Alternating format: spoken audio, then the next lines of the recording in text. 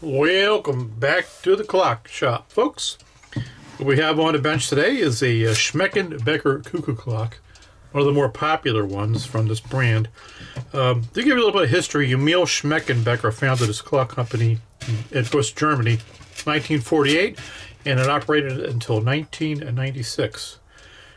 He made numerous cuckoo clock styles. This is the one that I like, and the one that is maybe not the most popular, but definitely has a lot of sentimental value to a lot of people. It's what I call the Eloper Cuckoo. The little guy goes up the ladder as the music plays, and the furloin comes out of the door. The other side we have a cuckoo. Now you notice that the case seems to be empty. It's because it is. I was able to find this case on eBay.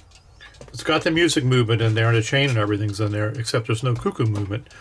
This was from a person down in North Carolina, I believe, on eBay. And at the same time, I was able to spot the movement on eBay also. And this was in Scranton, PA, which is not too terribly far from me here in Pennsylvania. So I was able to play around with the price with both eBayers and got them at the price that I wanted, the case here and the movement. So I thought, well, let's just go ahead and do this, and we'll see how this works out. Make a neat YouTube video out of it. I got extra chain here that I had sourced from other clocks.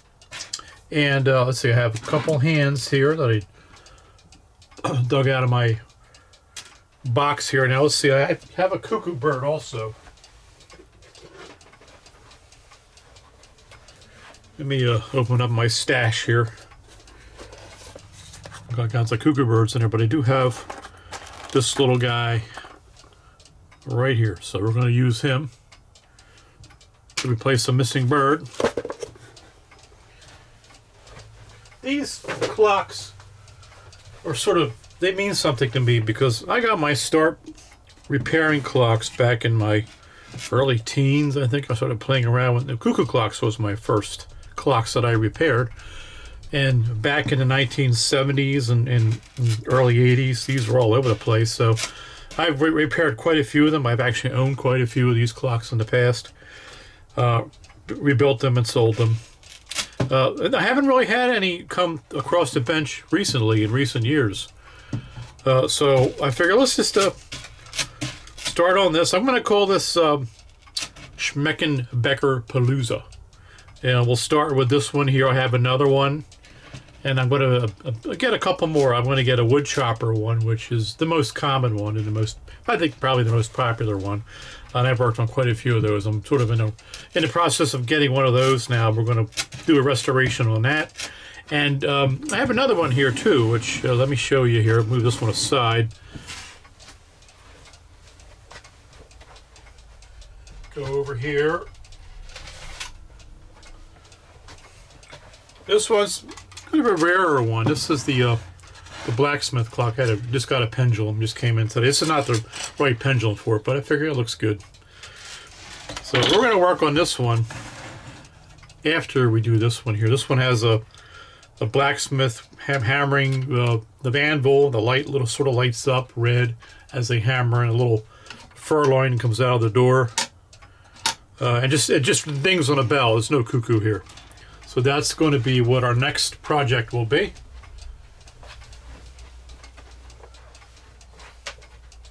Hopefully we can get all these working. That's the plan. We'll put the pendulum back here. Take me down memory lane here. Like I said, I haven't had these come across the bench in quite some time, these type of cuckoo clocks. So it'll be fun. Let's get started here. I'm going to turn this over. I'll show you what I got with the clock. By the way, this one did not come from a non-smoking home. So you can see the look of it. It has a dark look to it. Actually kind of adds to the patina, I think. And there's a bit of an odor to it. If you get your nose close enough, you can smell it. Doesn't smell too bad. So we have the one bellow here, which I took off. I've already Actually, no, I didn't. This one was laying in there. I filled in the holes. There were numerous holes here. And we'll just put the proper holes in when we go to mount it again. This one here, the bellow top had come off and it was laying in there. I was able to just do a little preliminary work to it and just patched a hole that was right here. And we should be able to save this bellow and put it back on the pipe.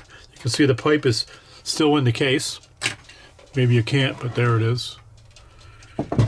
Let's get this out of here. Now, I know the music movement is worn, and these present a problem, these music movements, because they are not easy to replace bushings in the governor, and it's getting very difficult to purchase replacement governors that actually fit and work. So I don't know what I'm going to do with this yet, but I'm going to get this out of here, and then we'll take a look at it. Let's go ahead and pull the chain up here. Oops, so we can remove the chain. I'm here bumping into my overhead pedestal light here. Pull the chain out of here. Old rusty chain. You can see how the chain sort of rubs against the rubber wheel here. This is what causes the guy to go up with the fiance, or to go up and down, the boyfriend, whatever you want to call it. It causes him to go up and down the ladder. As it turns this wheel here, as the chain rubs over this rubber wheel. We'll get into that later as hopefully we get everything working. Let's get this chain out of here. Pull that up there. There we go. A little bit caught there. Alright, we're going to throw that old rusty chain away. This is an older model because it doesn't have a plastic chain wheel. This is all metal, which is nice. Later on, they used plastic chain wheels in there, which didn't hold up anywhere near as long. First of all, we have to unhook the furloin's door here.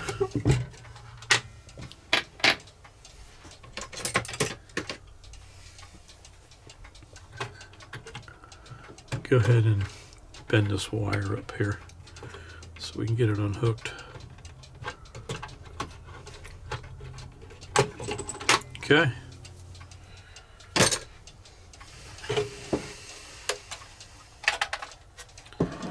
And we just have a couple screws on the top.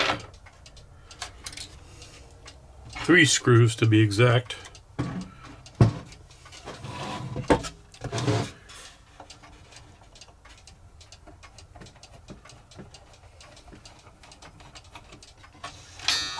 I don't know how long it's going to take or what's going to be involved with this governor here.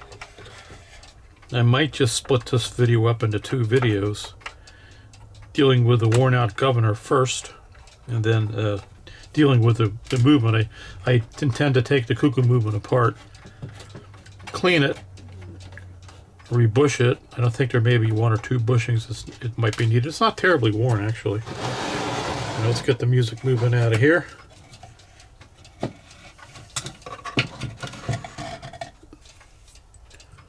There we go, and we can set the case aside now.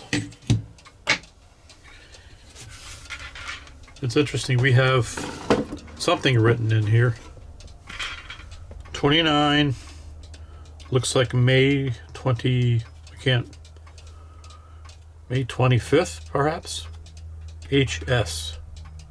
So I don't know what that means. I see a 75 here. It's probably when this clock was manufactured. That'd be about right. Bend this gong up a little bit so it's not touching the back. We can go ahead and put this back. We have this label here, Bohack Jewelry, Jorge Ronaldo, Antique Clock Specialist, 1-year guarantee. Whatever PP is, 5558 Parker Boulevard. Yeah, I have a date here of 4/86. So it's maybe when it was worked on. Last, perhaps. Not sure why the movement was taken out and not put back.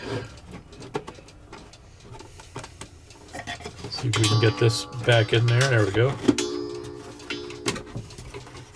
I'm going to hang this back up.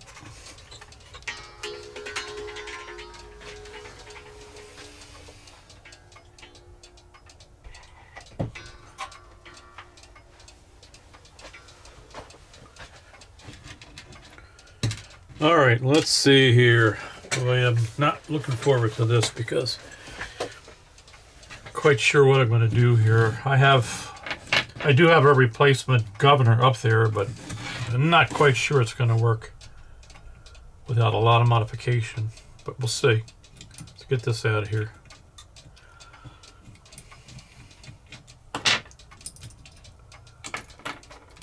All right, there's our governor. Governor. And set this aside. There is a lot of schlop. Boy, you can smell the cigarette smoke on this. There's a lot of wear on this.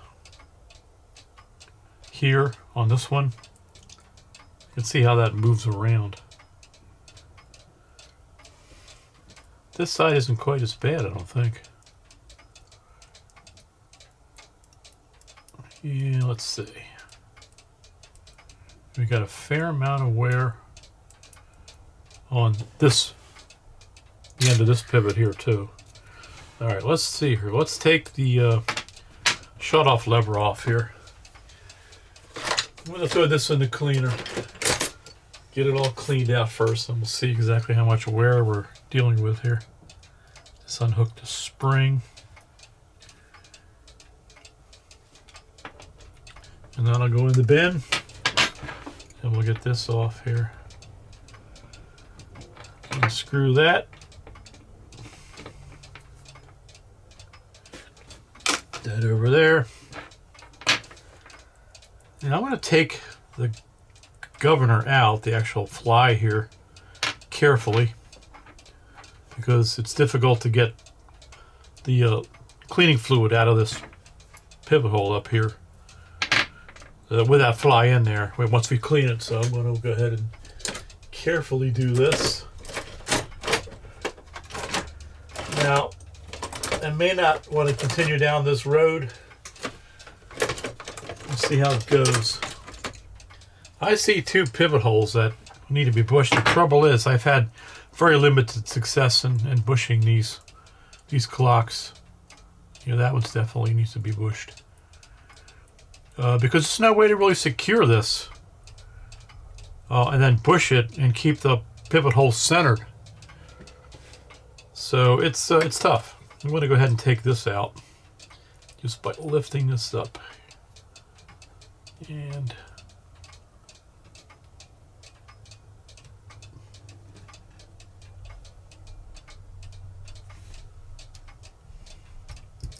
letting that come out. And we'll put that aside. Now this we can just run through the cleaner. Yeah, I can feel it kind of binding as I go back and forth with this. This is flopping up and down in the pivot hole. This pivot here on this end, and this one, this is worn too. So let me run this through the cleaner, and then we'll bring it back. A little longer than a few minutes later. All right, we got this all cleaned here. Now, let me just say, if this does not work out, you probably will not see this segment. And you'll see the segment where I'm replacing this with another governor that will try to adapt. But for now, we're going to try to do some bushings on this. Now, I have both the version reamers and bushings. I'm sorry, I have both the KWM reamers and bushings. And I also have the version bushings and bushing tool. But I don't have a bushing tool or handle that I would use for the KWM reamers, but I do have the reamers that we can use just in my fingers. So let's do this. Let's first take these wheels out just by bending this here.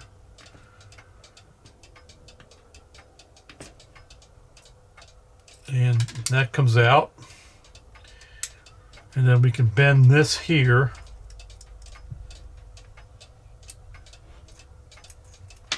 And that falls out.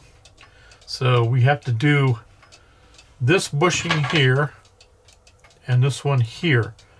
So let's get our KWM reamer, and I'm just going to wing it using the reamer this way. I don't like it. It may not be centered properly, but let's go ahead and just do this.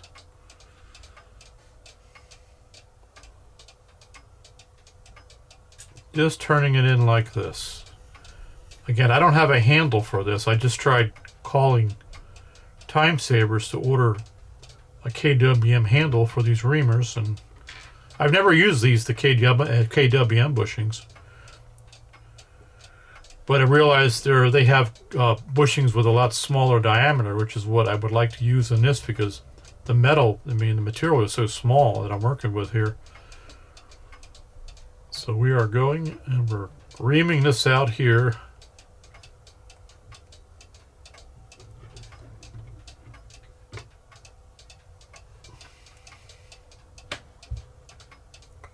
All right, that's done. And we're going to go ahead and ream this one out here as much as we can, as we can't go maybe all the way in. Oops, keep dropping in here.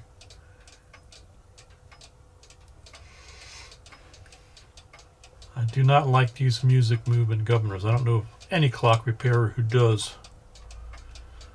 The way you have to bend them to get the wheels out. Something else I didn't mention was these plastic gears. They often crack. This one appears to be okay, thank goodness. Especially on the newer ones, they tend to crack, and then you have to either put a collet on it, which is what I've done with one of the other ones I have as a spare there, or try to replace it with the replacement, but you can't get them anymore. So most sizes you can't get. So it's a real quagmire when it comes to these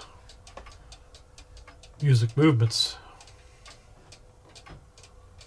Things are even worse these days from trying to get parts from Germany and tools and things. They're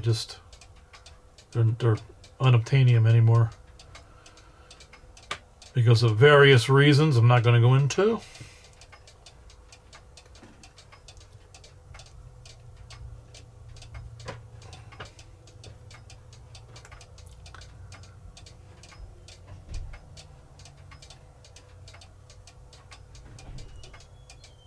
All right, that's done. Let's see if we can find a bushing that'll work there.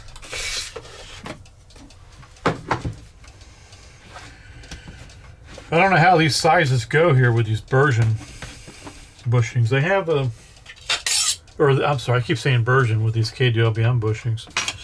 I have a sizer that I use with the, for the Bergen bushings.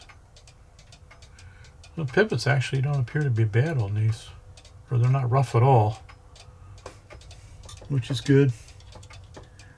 Let's see what we're looking at here. I don't know how this is supposed to work. Okay, it says L7. So we want something that maybe would be like L35 or L12. How's that supposed to work?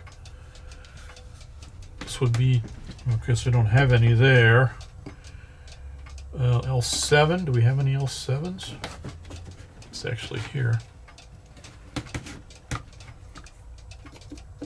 Oh boy, okay, we have a little tiny there. Boy, they're small. I don't know, would that fit? I used the smallest reamer. Yeah, I don't know, maybe. Boy, that is teeny. Ooh, look at that.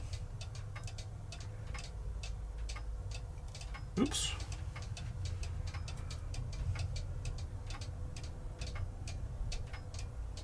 Yeah, that's why I chose these.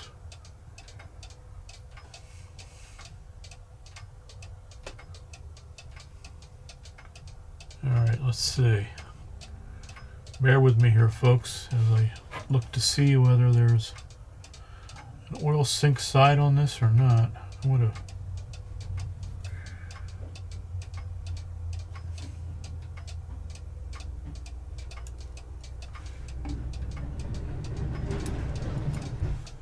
And of course I just flicked it away with my tweezers. Oh, here it is over here.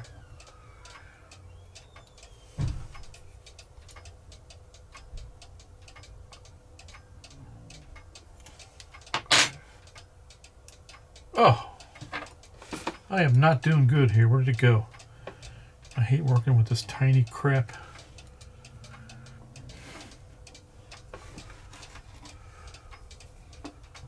Come on, where did it go? Oh, there it is, sitting over here. Is that it? No, that's another bushing that I haven't gotten out here. Where did I see it here? Put that there. Okay, it's right here. Set that there. Let me get a pair of pliers ready. I'm going to try to squeeze it in with a pair of pliers. Again, I'm totally flying by the seat of my pants here on this. I've tried bushing these in the past and not always successful. All right, let's see here. I should probably have something that I can hold this with.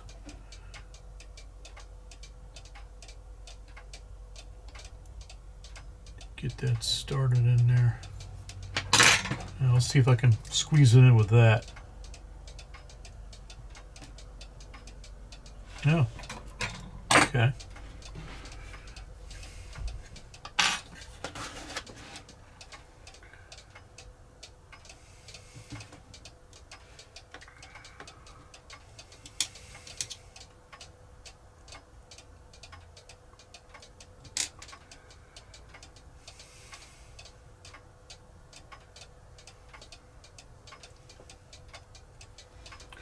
I see some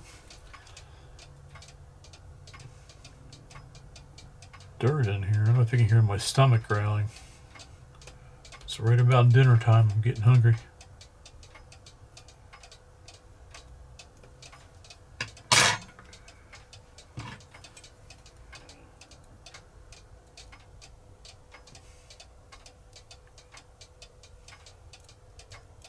All right. What's in there? Kind of went in there pretty loosely, or squeezed in there pretty easily, so I'm a little concerned about that. All right, let's try to let's find another one for the other one here. Let's see. This might be about the same size. I think it is. So that one was, let's see, 07. I do have those. Okay, let's try that one there.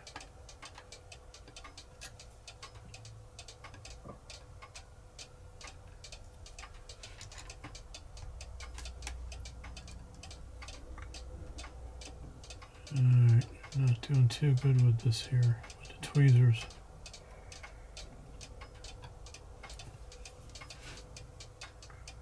What is wrong with my stomach? It's like screaming at me.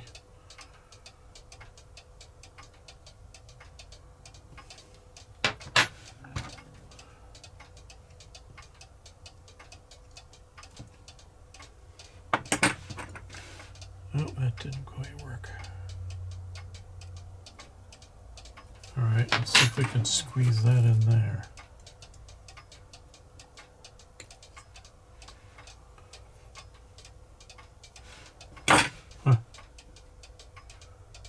Yeah, that's it.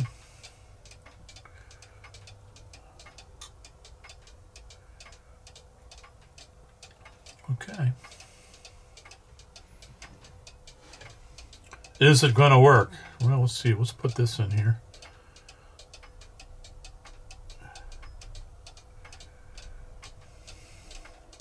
First of all, I see some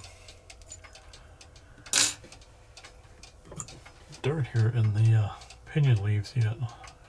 Like my cleaner isn't doing the job it's supposed to be.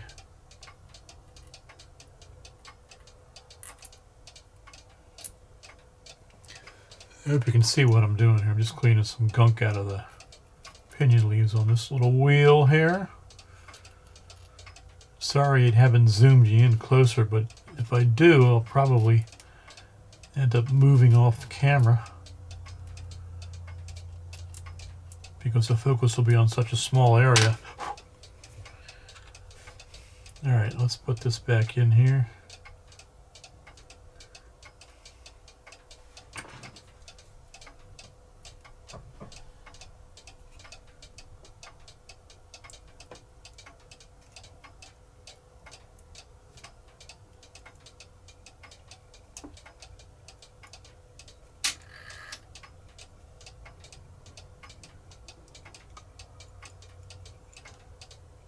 Huh. Looks straight. All right, let's put this back in. Is this going to work? Oops, let's get that in here.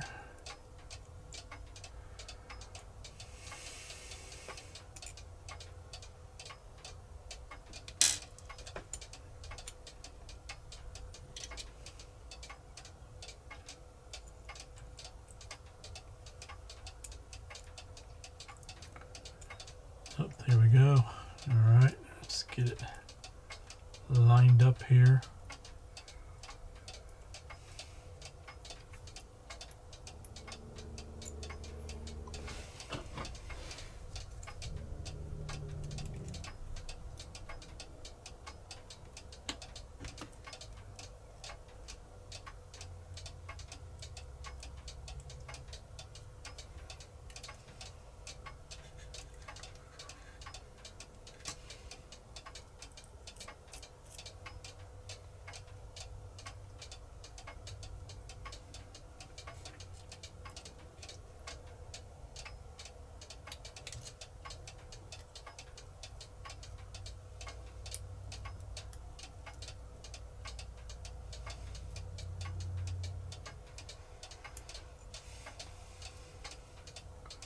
I might have to broach that out a little bit. And the more bending I do here, the more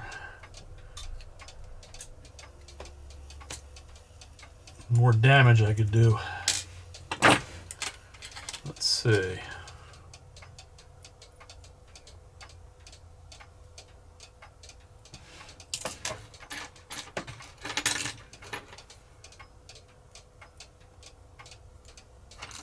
Gonna try to find just the right size here. I might just want to use a file. Actually, that might work there.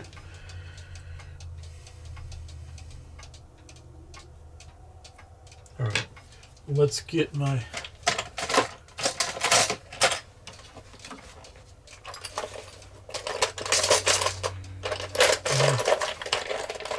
pin vise here.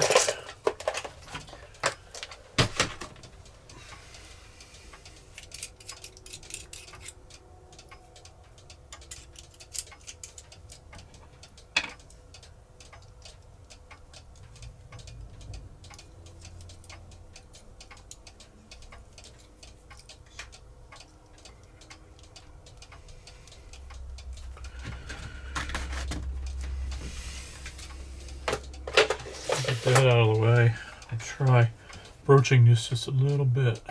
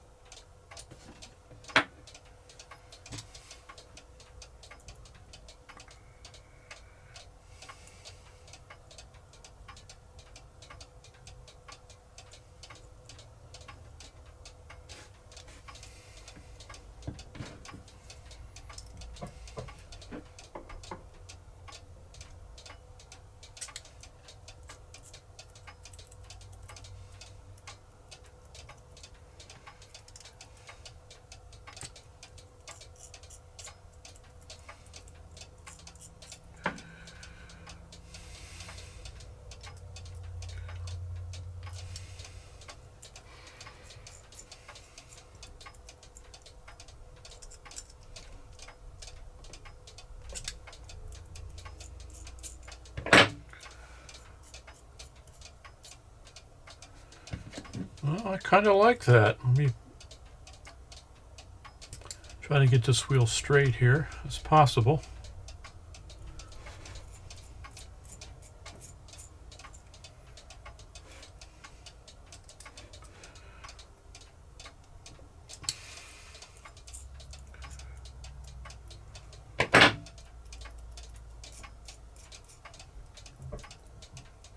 Wow.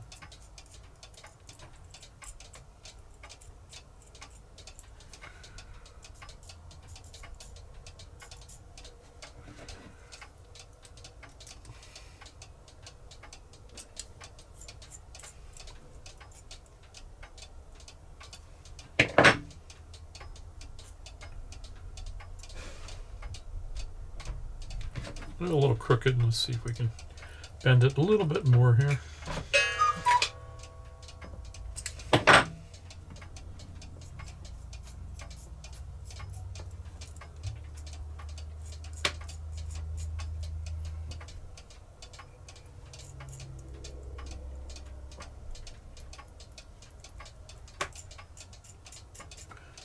All right. Let's put the fly in here and we'll see how it operates. I'm going to put just a little smidgen of oil. You do not want to overdo it with oil on these. A little bit of high quality synthetic clock oil is all you need, just a little tiny drop. I'm going to put it here on the pivot first of the fly, and we'll slip the fly in here.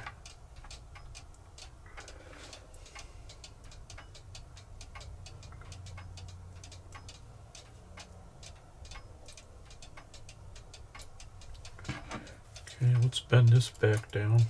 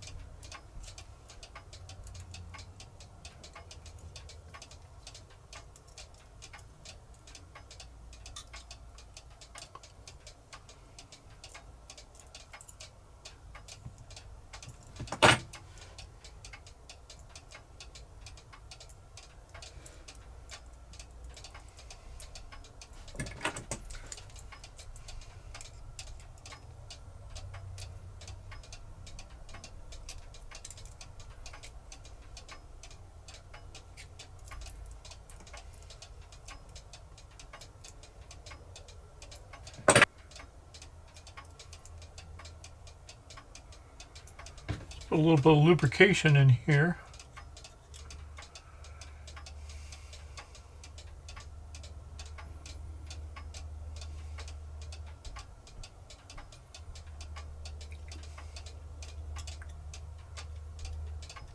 Lubrication there.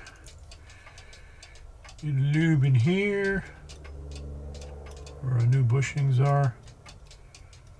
A little bit there.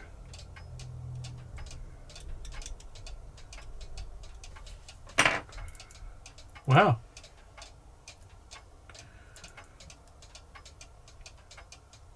I think it's working.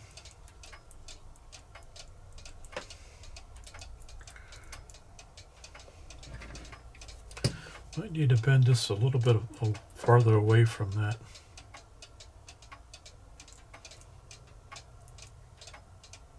Pinion. Might be too deep in the pinion. Here I am talking to myself, but I'm talking to you too. Out there in YouTube land.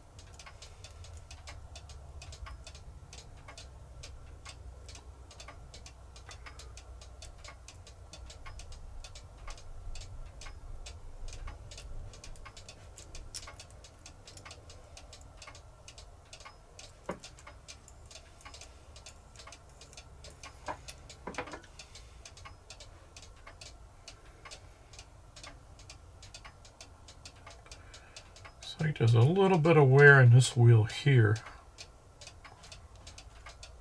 Trying to get a feel for how much here.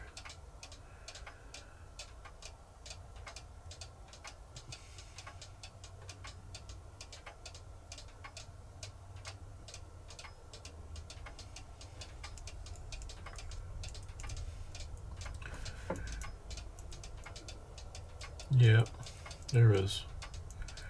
I did not see that. There was probably dirt in there, which was clogging it up.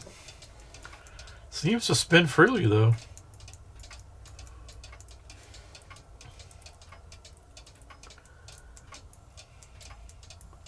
The question is, do I want to dig into this one and bush that one too?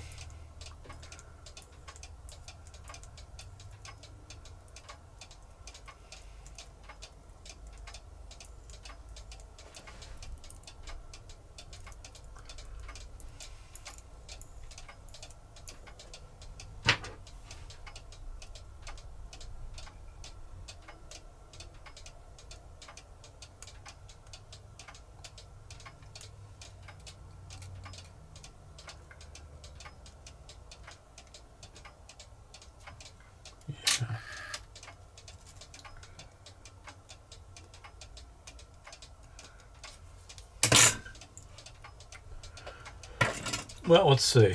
I think we may have to. We're pushing our luck with this, folks. I don't know if we're going to be able to put a bushing in there too and have everything be all right. But yeah, there's too much play in this bushing right here.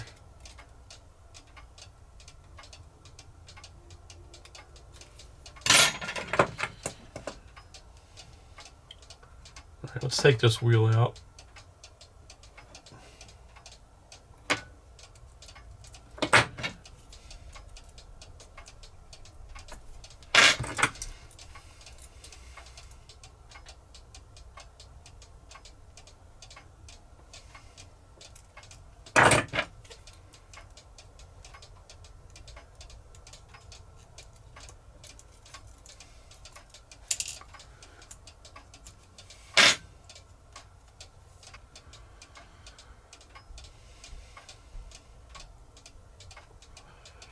Just spinning it with my fingers.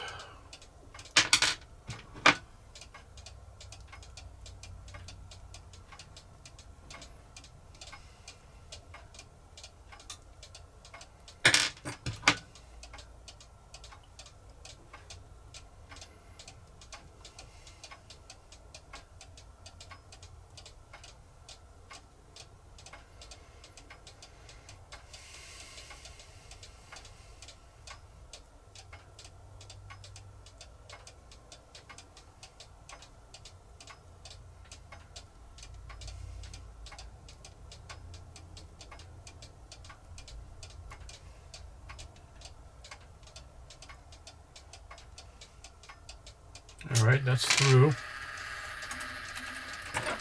Let's find the bushing here.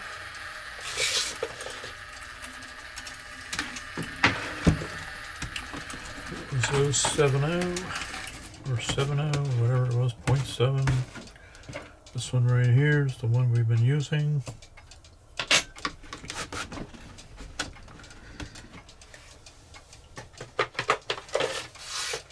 Sorry, this is kind of getting boring, but this is the things you have to do when it comes to clock repair. Okay, where did I put that bushing? Oh, it's so tiny. I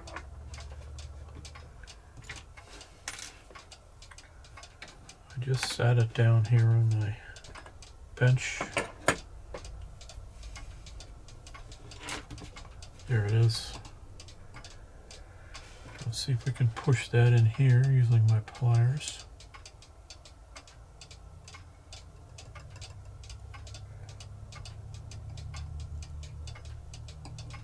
So teeny.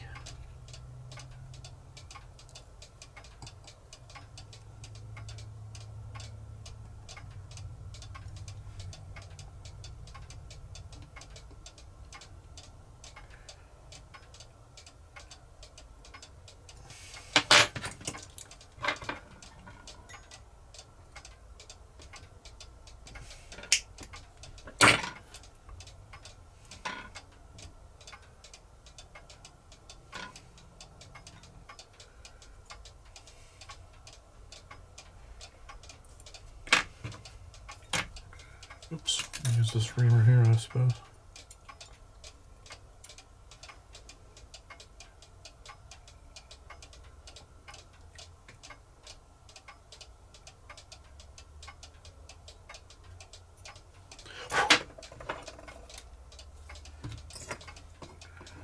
Let's see what we get.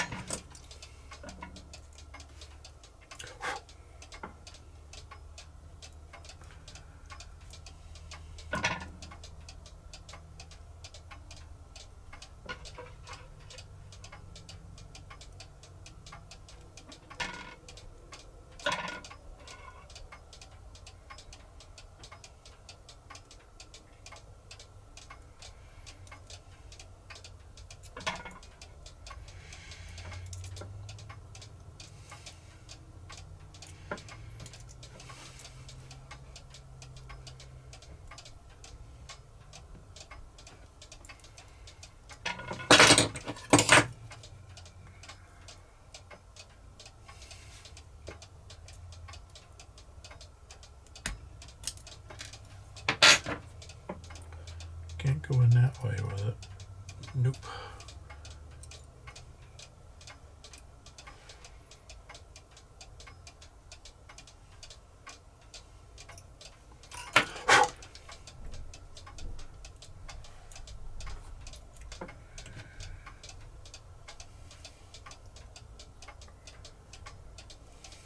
All right, let's try that.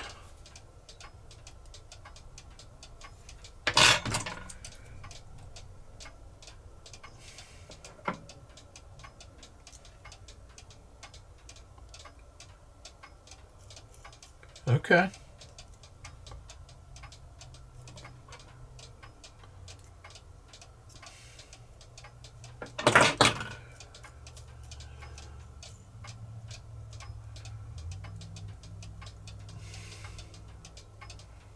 That seems good.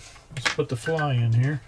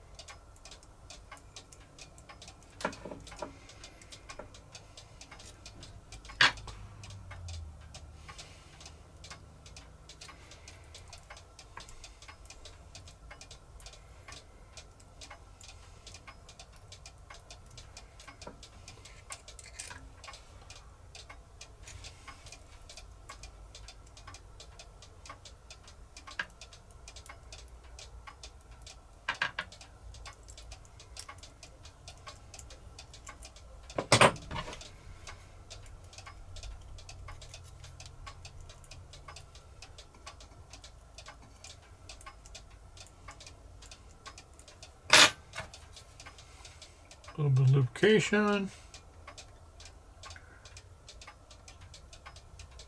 Oop, too much lubrication.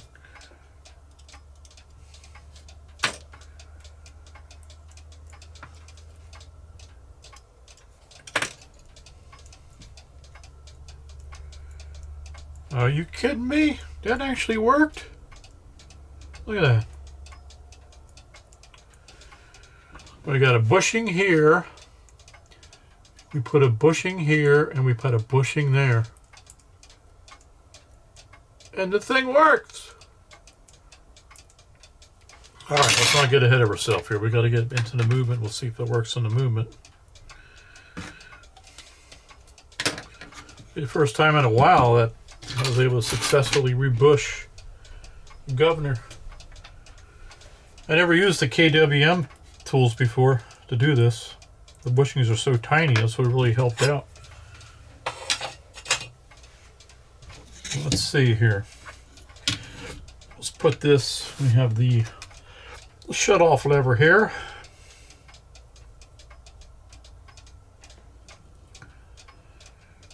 That's going to go like that. Get our little screw here.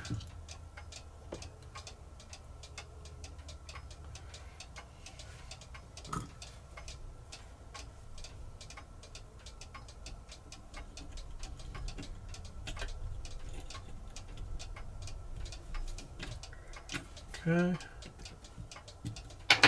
And we got a little spring that, actually we can put this, we can set that on here. Is this gonna work? I can't believe it if it does.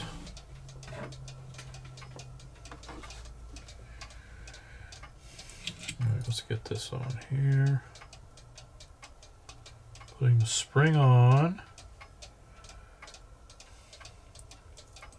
Putting the spring on here.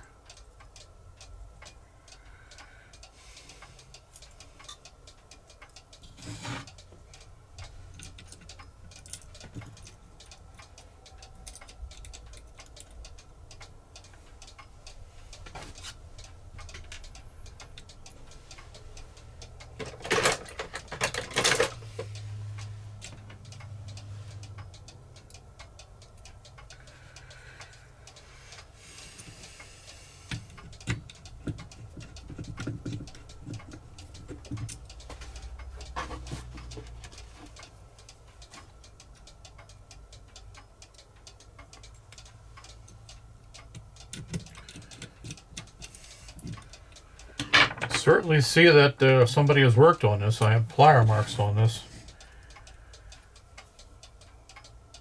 But what are you going to do?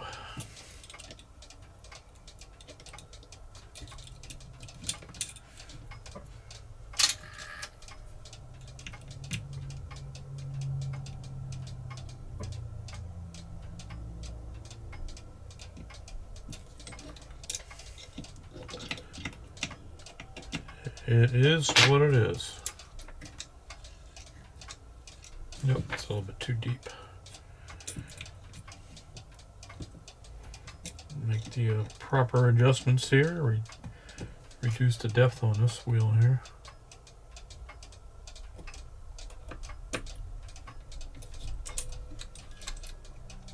Still a little too deep.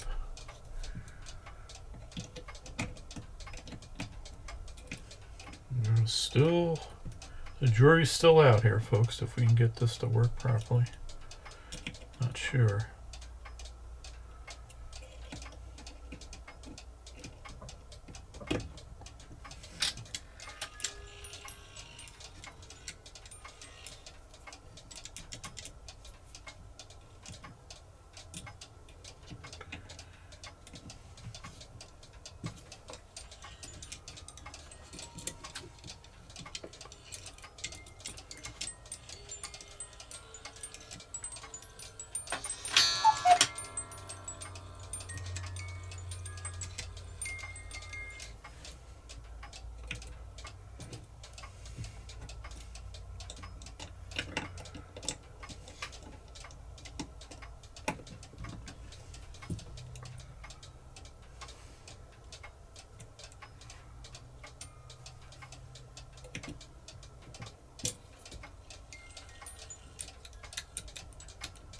A little too deep.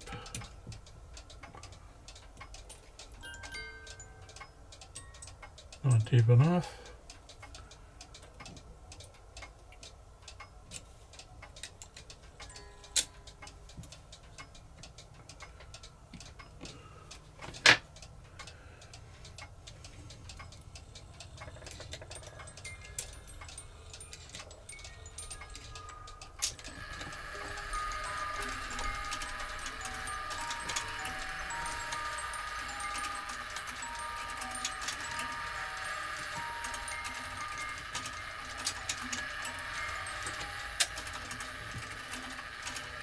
Alright, let's tighten this here a little bit more.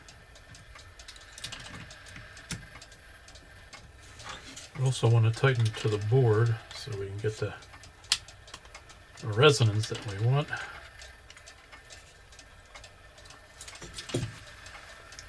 It's shutting off properly. You can see how this works. We have a little hole right here. This lever drops into, and when it drops into that hole, it pivots this arm to block the fly, and that's what stops the music. Now when it goes to trigger, this lever or this wire is pulled here, pulls out, and then the spring is what forces the lever kind of down a little bit so it doesn't pop back into the hole. We can loosen this just a little bit.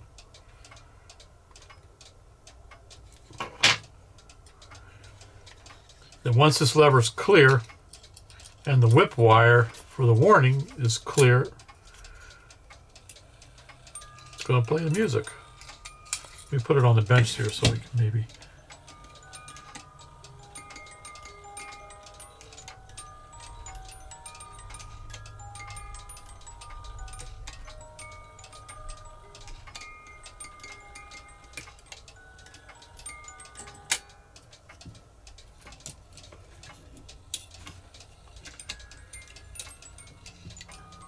Once you have it in the case, it should sound a lot better.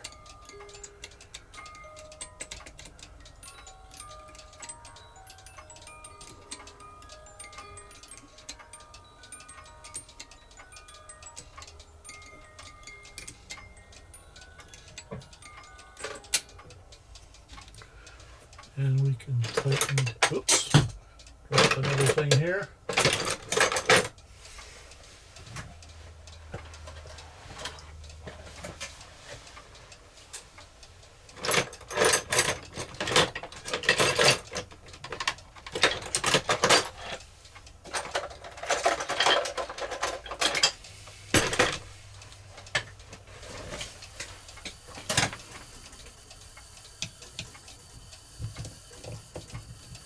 Tighten these down.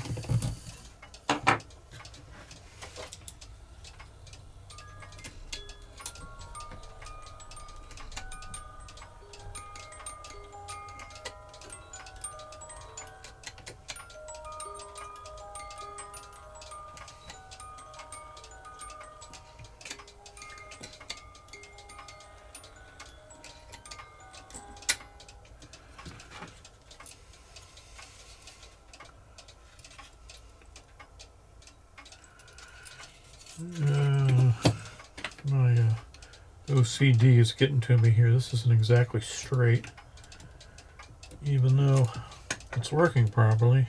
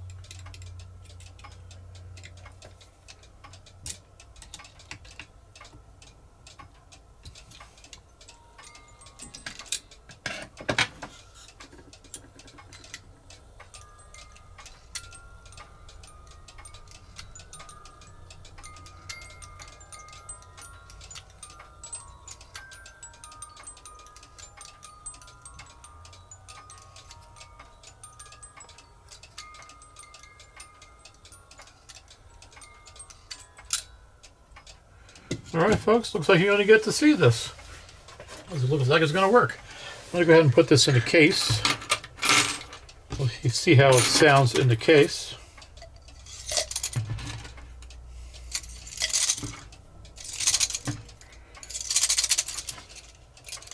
As much as that took to do all that, I wasn't looking forward to having to replace that and try to modify another governor, try to get it to fit. I've been able to do that. not so successful in doing this, but it looks like today we got some luck on our side. Let me show you here. This is the governor I had. Same pinion teeth. The number of pinion teeth is what really matters here. I think it was 10 pinion teeth that I had counted on these in the previous repair. And the ones they sell now, I believe, are 7 pinion teeth in here. Or in here, rather. And I don't know if that would work properly with this wheel, the main wheel here. Probably not. So it's very problematic when it comes to having to repair these. You can see this one I had to repair because here's that cracked gear I was talking about. You see what I've done? I put a collet on it, and that's the only way you can repair a cracked gear. You can't use super glue. Super glue will not hold up. By putting a collar on it, it forces that crack closed, and the governor will function. So this was going to be my backup in case this rebushing work did not work out. Let's put this in the case and we'll see what it looks like. See how it sounds, I should say.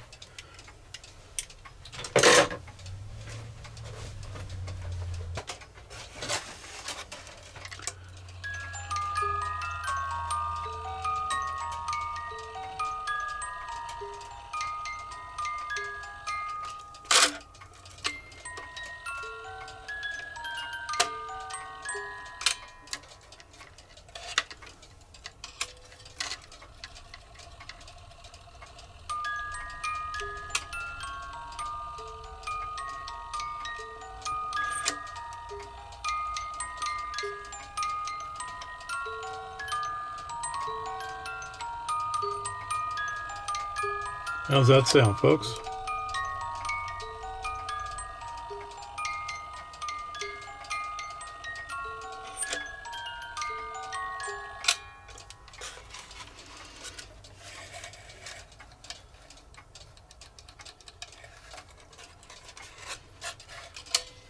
Now I can show you how the chain has to track here. You can see the chain here. This is the end of the chain where the weight is going to hang on right here. It's got to be on that side of the rubber wheel, between this bracket and the rubber wheel. The other one just hangs outside the bracket area. That doesn't really engage with anything. So when you wind it winds like that. And when you trigger the music, I can show it to you here. See how it pulls that rubber wheel?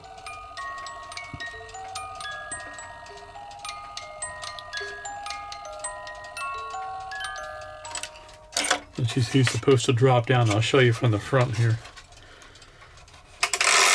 Wind it up.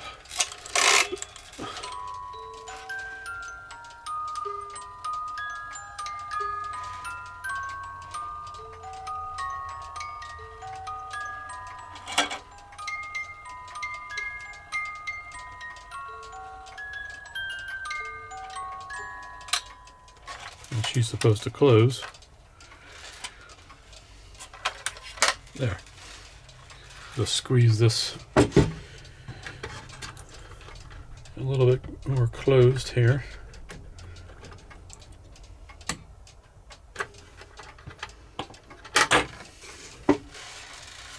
All right, before I broke for dinner, I wanted to show you this in operation. Let me turn this light on here, because you really didn't get a chance to see this in operation as far as the music goes. There's no cuckoo movement in it, of course, yet, but I'm just going to hang the weight on here on the hook. I've already triggered the music movement to go, and you can get a chance to see what it sounds like.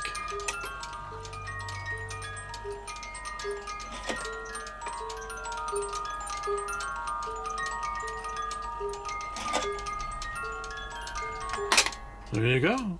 It sounds good. I put a little bit of light grease on the worm gear on the fly. I think they call it the endless gear or the endless fly, and that makes a difference. I had forgotten about that. A little bit of light grease on the fly, and it runs beautifully.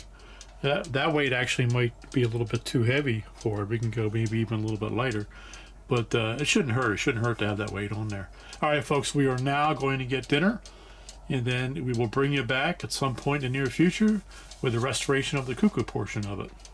The next day. Morning, folks. We're going to work on the movement next here. But first we have to glue this bellow top back on. Now I've sanded it. Remove some of the old glue. And I like to use Duco cement for these plastic tops here. The wood glue is not going to work for the plastic. If we had a wood pipe, and of course the bellows are wood, that'd be fine. But since we are dealing with plastic here, the Duco cement works both on plastic and wood. It says right here on the tube, so I always use this stuff here when it comes to these plastic tops here. So let's put a little bit of this glue on here.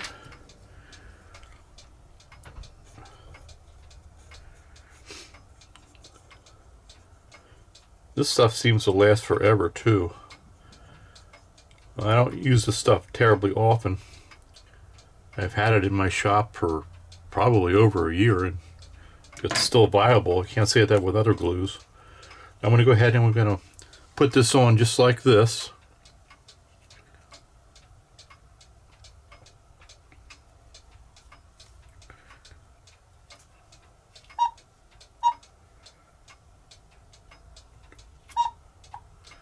And we'll go ahead and clamp it.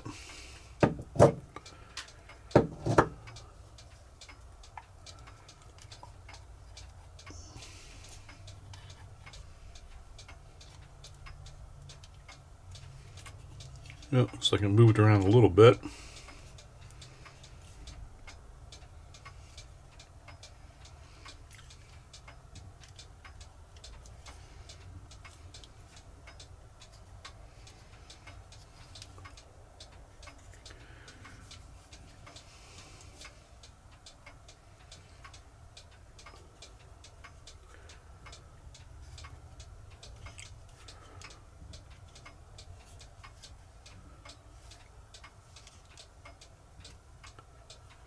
All right.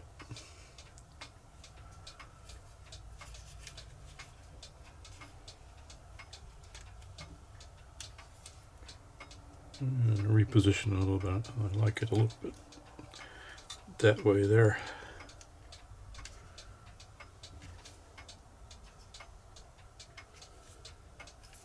Should be good. We'll set that aside. We could sip of coffee.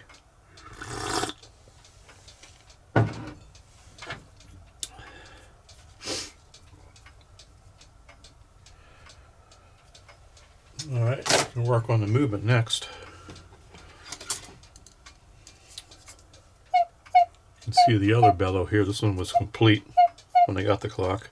Set that aside, and I'll focus on the movement here. They did, the person who sold me this, sold me a couple of bell lift wires. I guess that came with it. A little bit rusty, so we can clean those off. All right, let's begin disassembling this.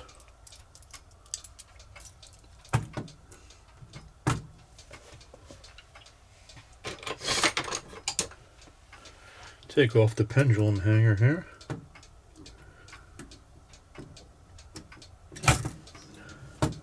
Separate that off.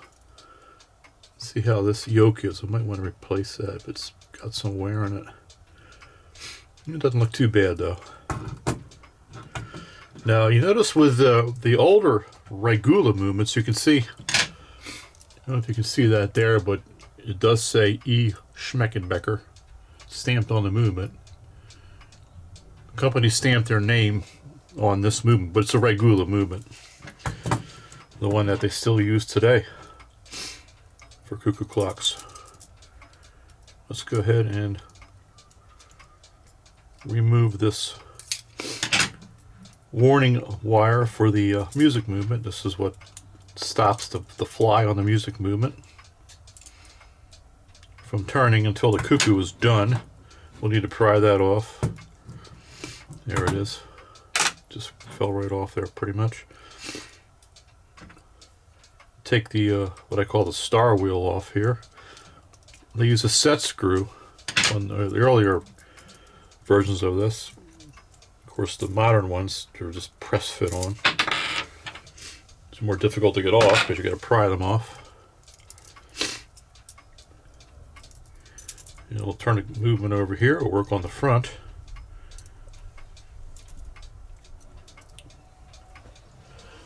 Let's see here.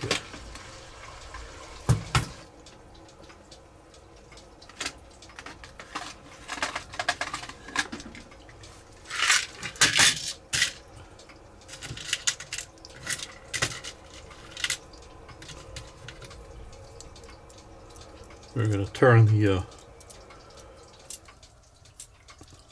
minute hand around, or minute hand shaft, so we can get this snail clear of the rack. Right about there should do it.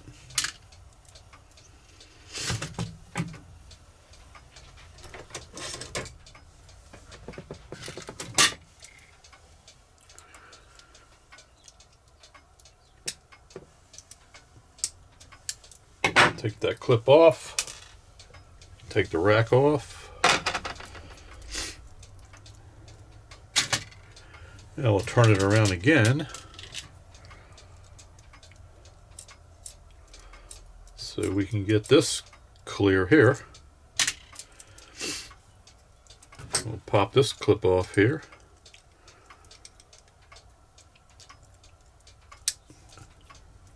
Go from this side here. Wow, that took off.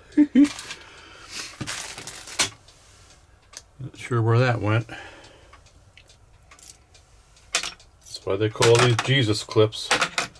Jesus knows where it went. Hopefully it didn't go in my coffee.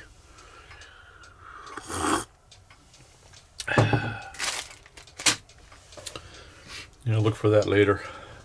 Might not be able to find it, but I have extra ones. I did hear it hit somewhere over there.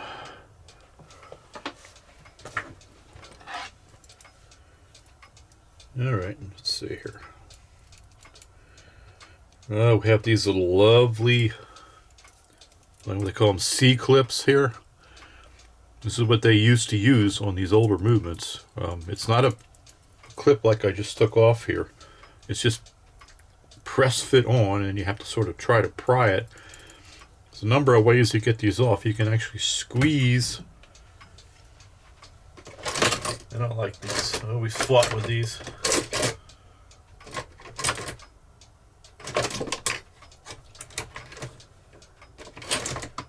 Try this pair of pliers here. You can squeeze. Now I have a tool that I sort of modified a bit. One of these circlip tools. Let's see. We need to take this little spring off here. This is actually in the wrong place. Look at that. It should be up here on the rack hook. Anyway, we'll move that aside for now. Might have some difficulty getting this around with the bird wire, so let's take this off. Actually, I don't want to. Let's see if we can work around that. I might not be able to, but we'll see. I'll take this. I've ground the tips of these down a little bit here so that I can get this in here. I'll try to get it in. And then we can squeeze this open.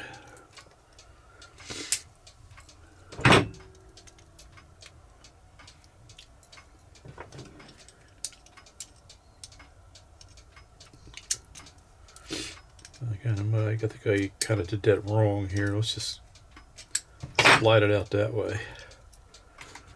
Now these clips are a pain. That's off. I'll bend this back the way it's supposed to be.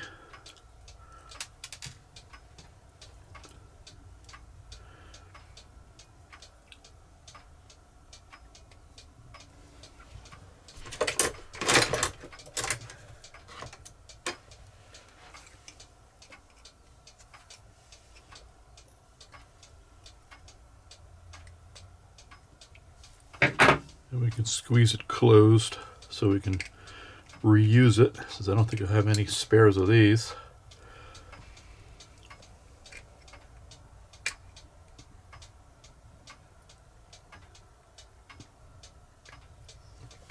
Put that there. Let's see if we can slide this off here. There we go. Wasn't sure I could get it around this cuckoo bird holder, but it worked just fine. Let's take the spring off now.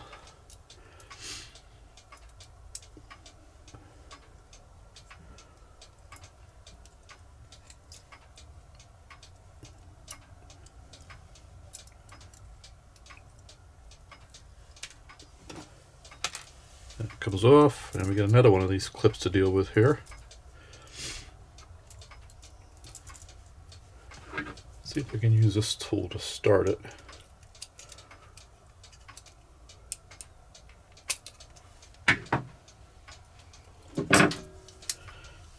I'm going to push this down a little bit, just like that. And we're going to use this circlip tool to see if we can get this off.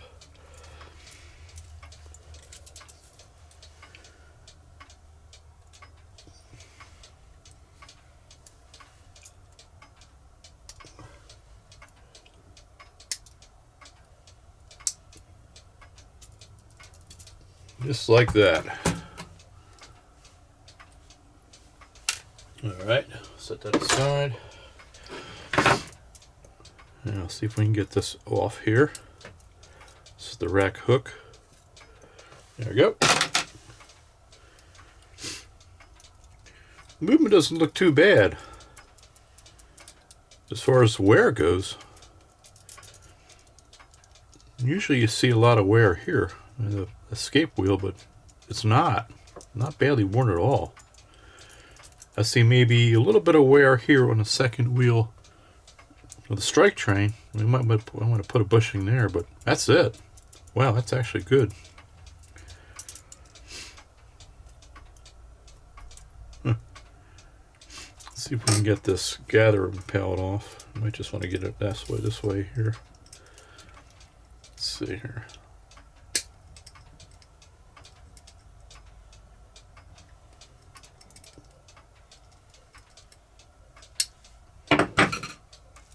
Let's see what I can use to get that off with.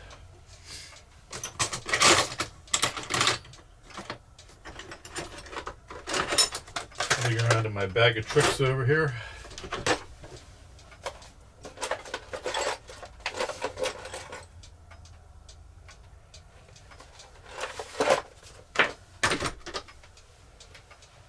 Might be able to use this, let's see.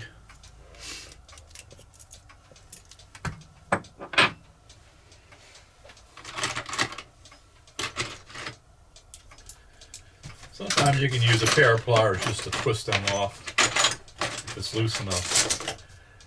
The arbor's pretty stout, so it's unlikely that you'll break it. I've never broken it.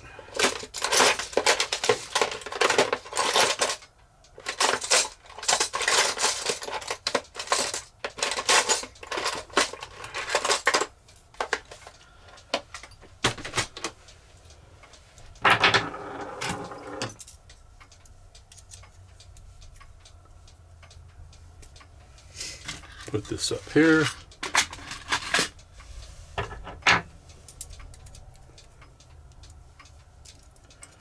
Just so we can support this movement while we do this.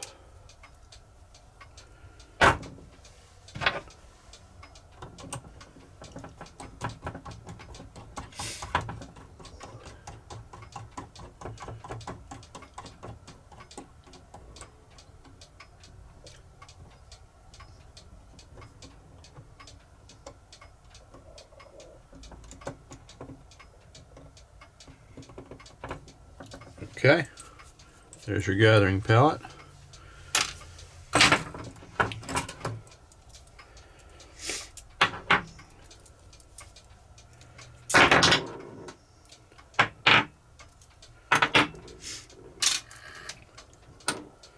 Might just leave this hammer in there. This could probably stay in as we clean it. Now, let's see here. Let me put these on right here.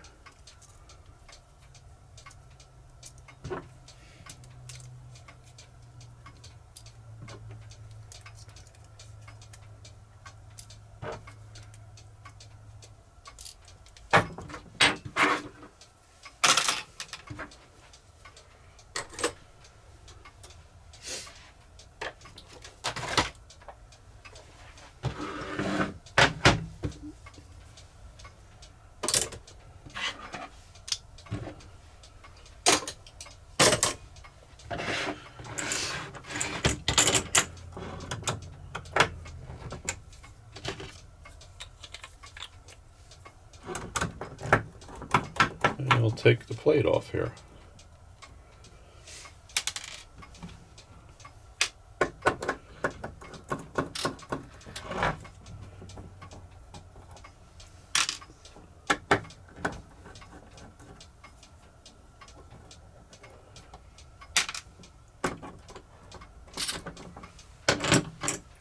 Run this through the cleaner.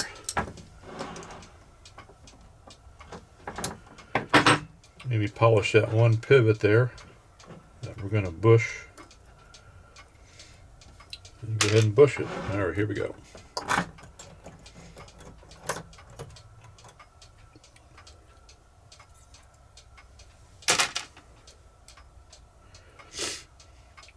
Set that aside. Maybe we can take the wheels out here.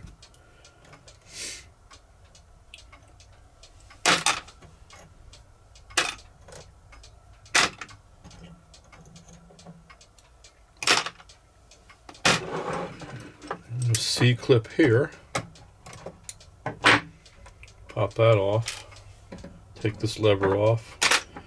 And we are ready to run this through the cleaner. So what I'm going to do is I'm going to run this through the cleaner and polish that one pivot and look for any other pivots that might be a little rough. I doubt we're going to find any more than just that one where that bushing is worn. We're going to go ahead and rebush that one bushing and then bring it back so we can start the assembly. 1 hour later. Okay, I put one bushing in the movement. That's all it needed. The movement was in surprisingly good shape. That one right there. Polish the pivot.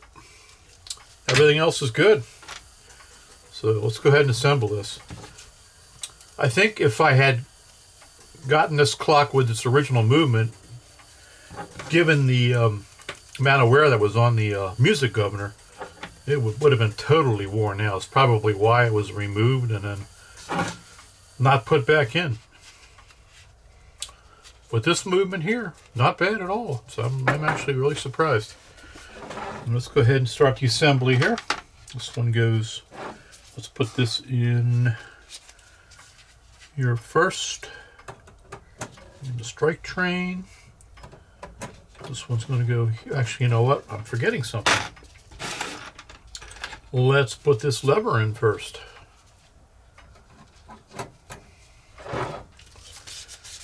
I got my plastic gloves here. Instead of the blue nitrile gloves, I was having difficulty assembling small items with those because I got one size too large on those. I got the extra large, and it makes it difficult to handle stuff, especially small stuff like this. So I'm going back to the plastic gloves, and I'll have to get some of the blue nitrile gloves in the large size, not the extra large. Let's see here if I can pick up this clip. I did find that errant clip that took off on me on the floor, so we have it. If I can get this one out of here.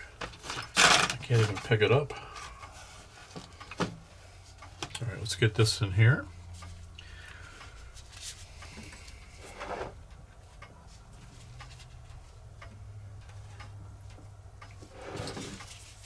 That's clipped in.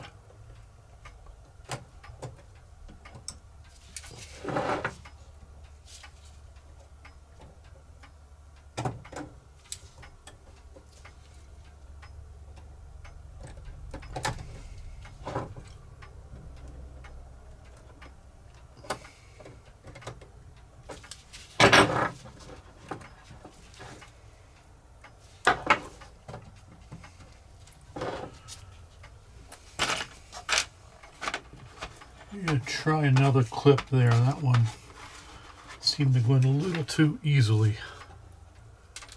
Oops. Well, fumble fingers today.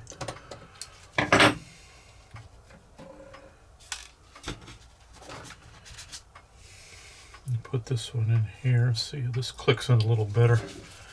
Sometimes these clips are sort of, they fit better in certain positions than others. Okay, that was more of a click, so I like that. Now we can start putting these wheels in.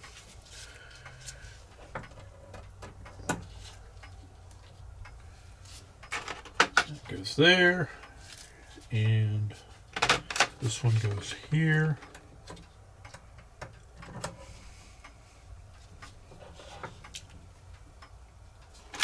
This lever goes here.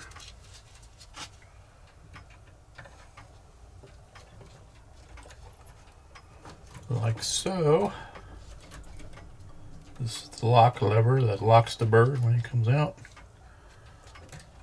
Get that in there in the right position. There it is. And let's see, we need the warning wheel. I'm going to position this right up top here where it's supposed to go. Hopefully we don't have to do too much by way of sinking this.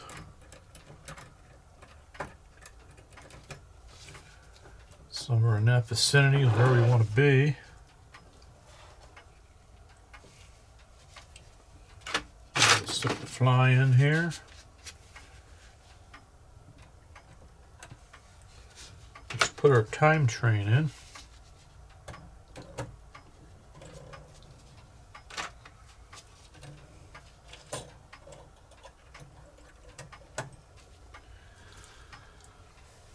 Escape wheel.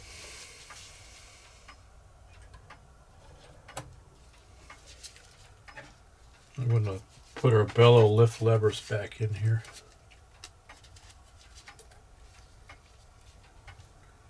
That goes there. This is the bottom one.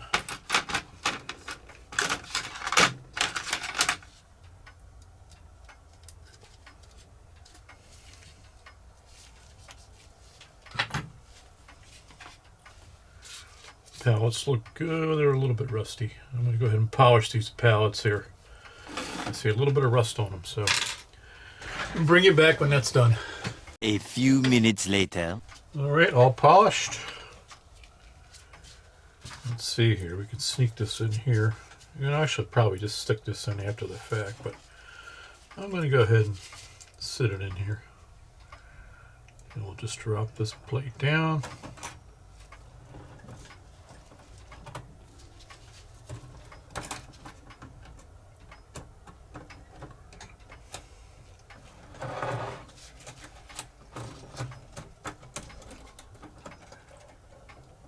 Get that seated in there.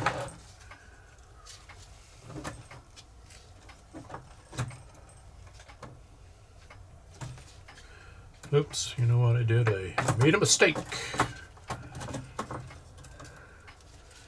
I put these in a little too far. You have to come out one notch here. There we go.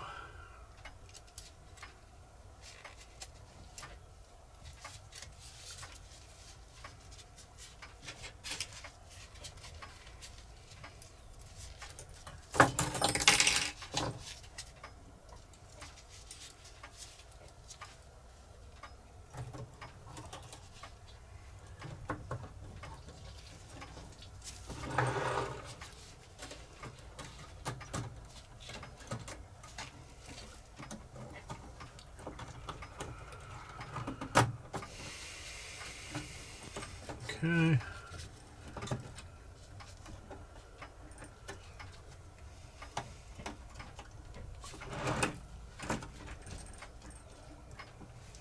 We'll start feeding all these pivots in.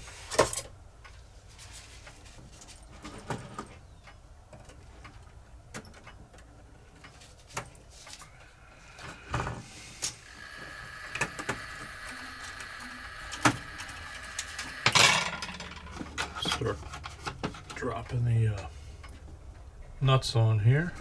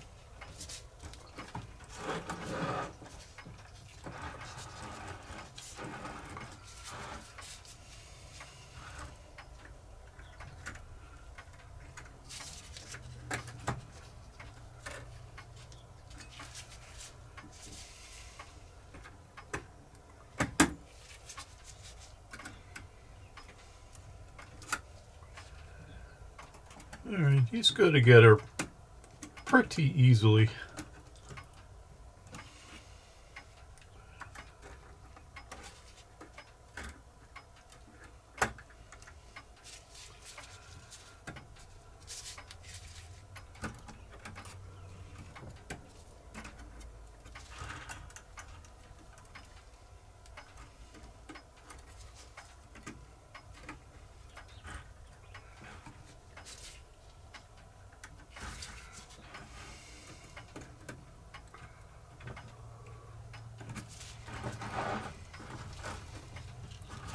Give me a little pressure on the plates here.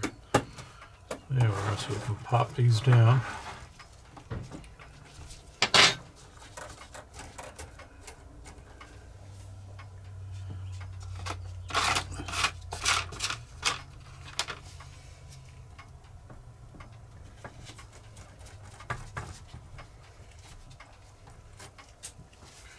I want to see where we're at here with the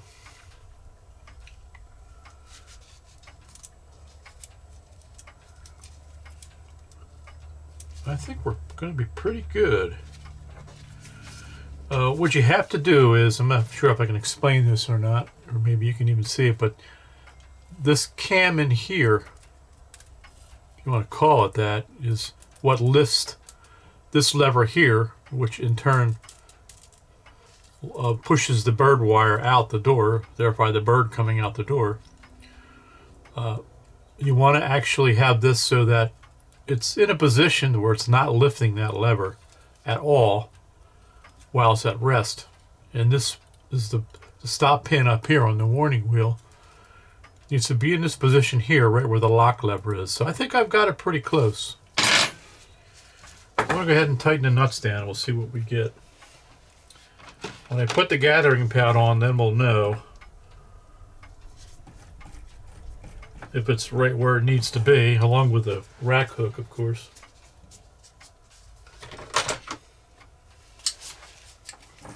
I'm going to tighten this nut with a pair of pliers since I can't get the nut driver on it.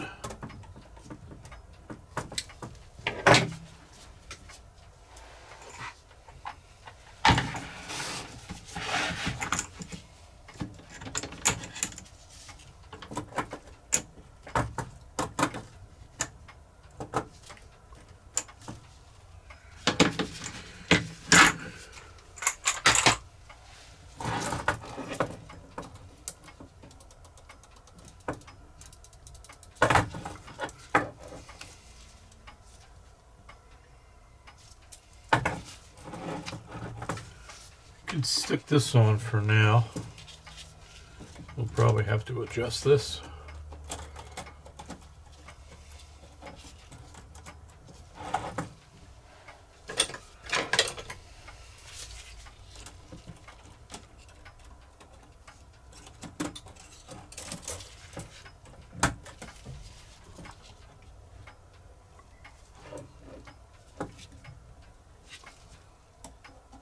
Somewhere in that vicinity. Now, we'll move it over here.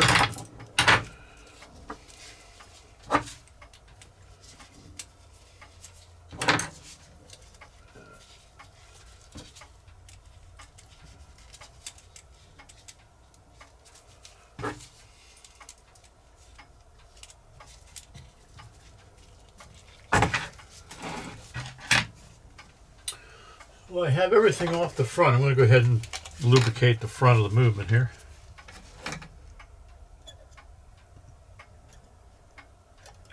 Just a little drop of oil is all we need.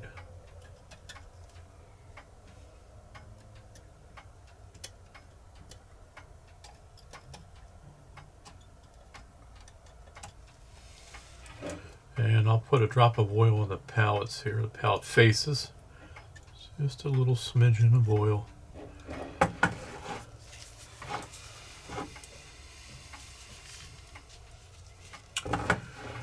I don't normally lubricate these pivots here where the lock lever is. I mean, I've heard people say you do. I've heard some people say you don't. I'm going to go ahead and put a drop on here because I have in the past and I haven't in the past, and it didn't seem to make much of a difference either way.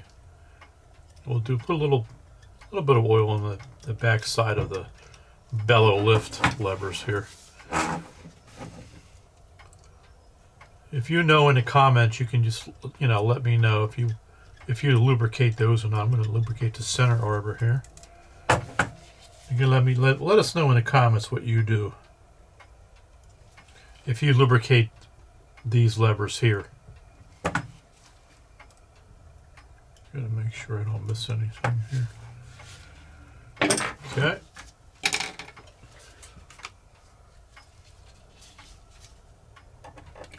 This is our rack hook. And let's see, this is our gathering pallet.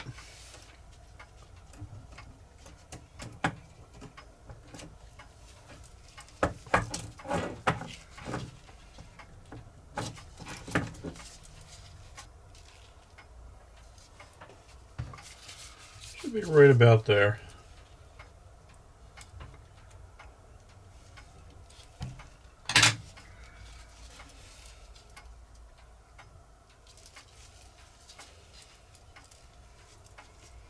I want this second lever dropping. Hope I'm not walking too far off the camera here. I might be. Second lever needs to drop just as the train locks, or just before the train locks, I should say, or just before the train locks. Let's see how this operates now.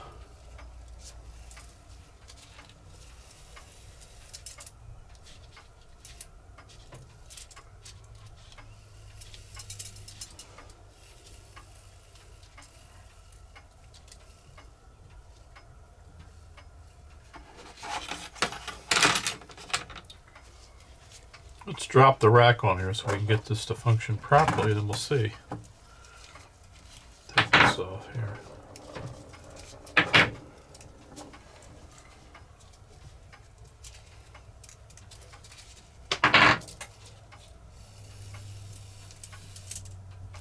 Perfect.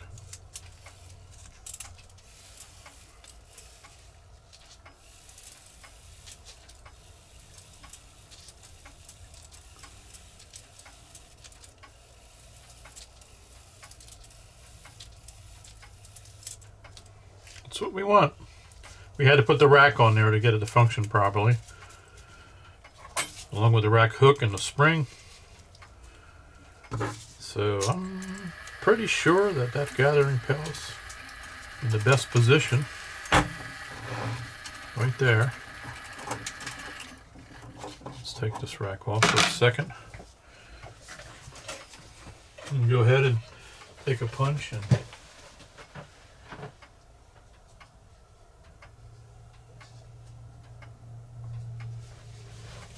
get that down tight. Our gathering pallet.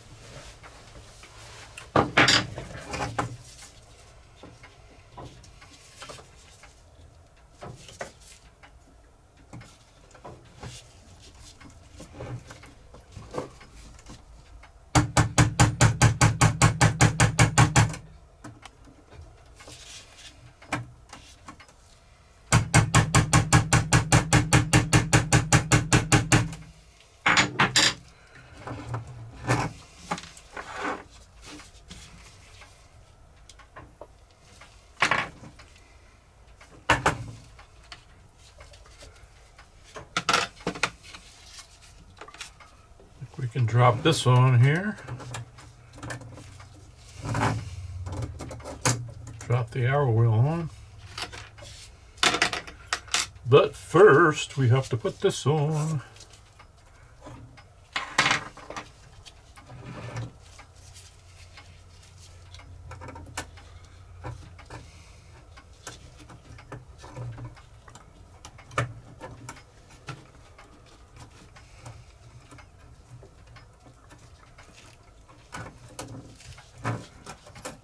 Okay.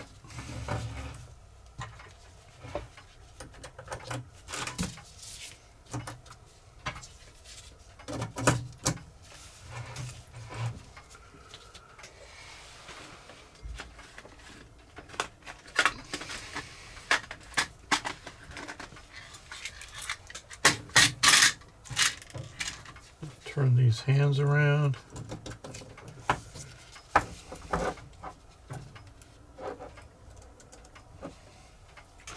See how this all functions here, folks. We'll put the rack on. Let's see where we're at here. We want this snail to be in the right position. Let's move it all the way over to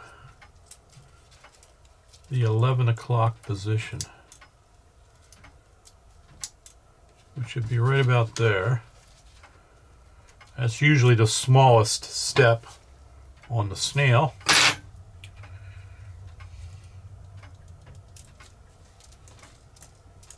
Oh, I need to get this out of the way.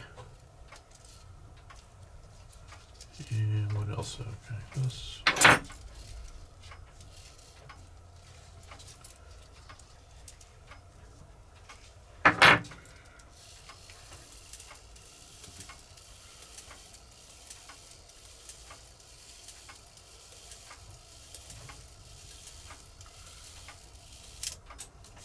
Let's move it around to the half past.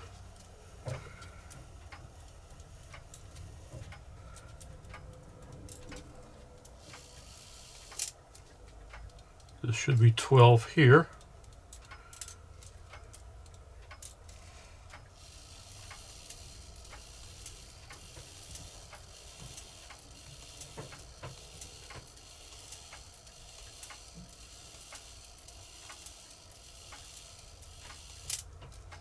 O'clock.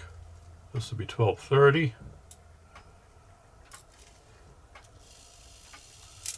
I want to make sure the rack drops properly at 1 o'clock, and it does. 1 o'clock. All right.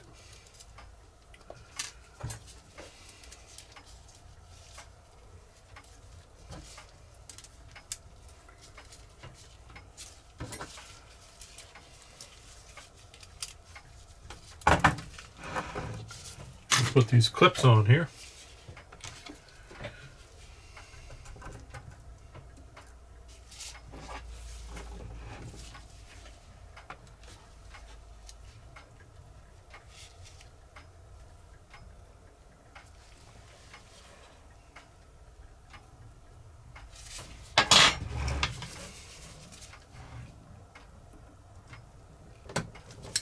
That's on.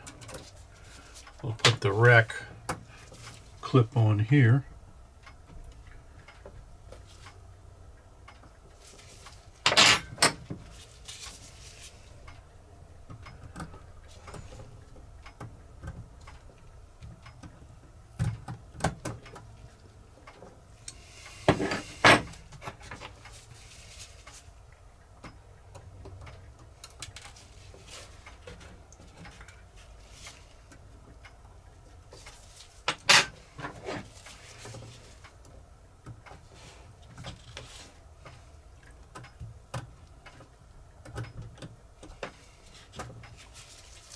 Okay, that one's on.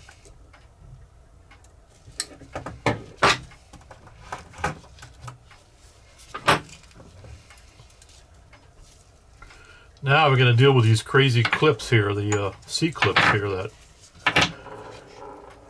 give us clock repairers so much grief on these cuckoo clocks.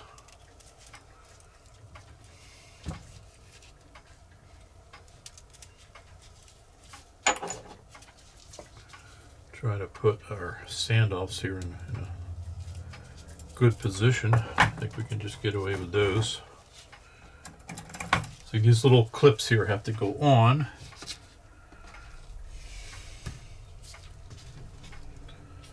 And try my special tool, see if we can get it to.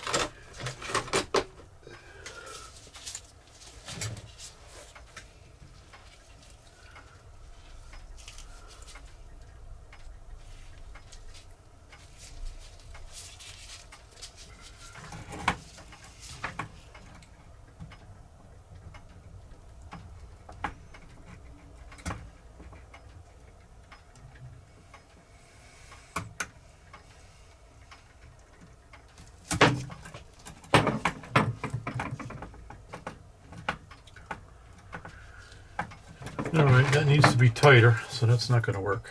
We need to squeeze that a little tighter.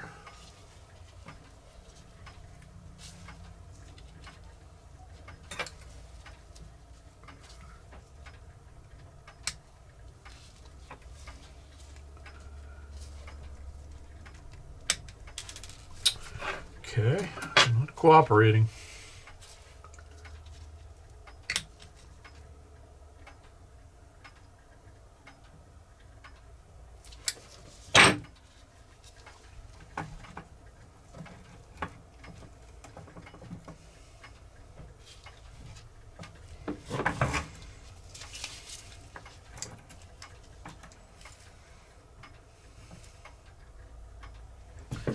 Let's see if I can get this started just by pushing it down with a punch first.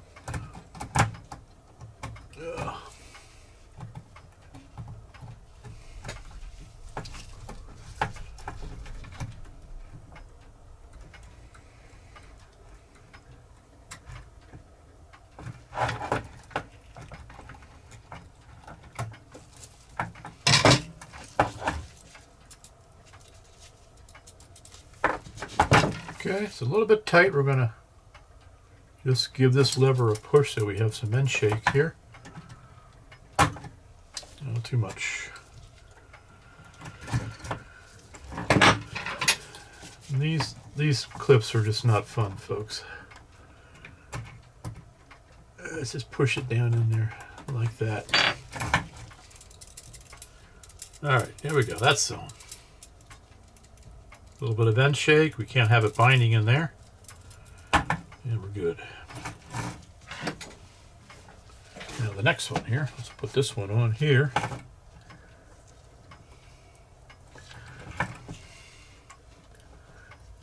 Did I tell you these are a pain in the butt, folks? Okay.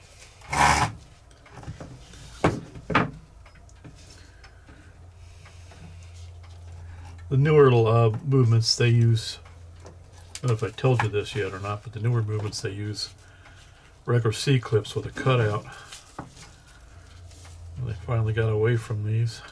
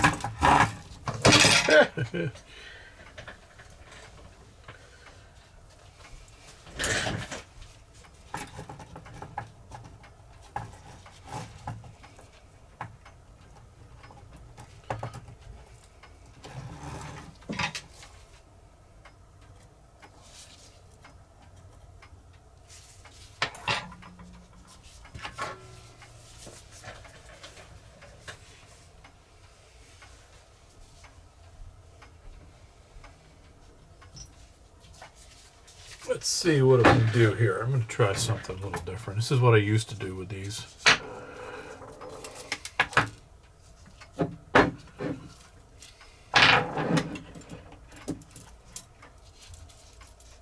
Let's get this rack out of the way.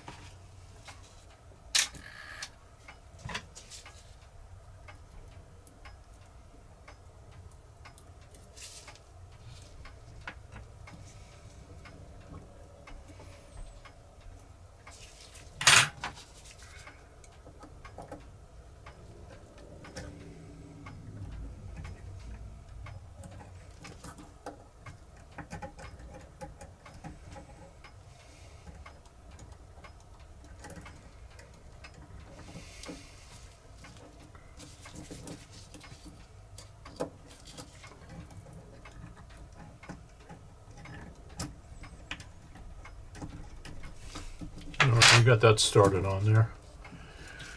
Let's see.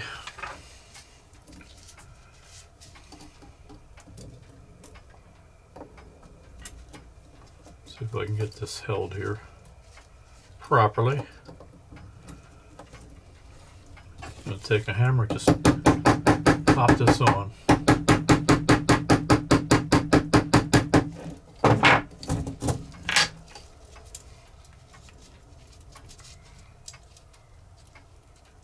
That was a little too much, so we'll just take a hammer and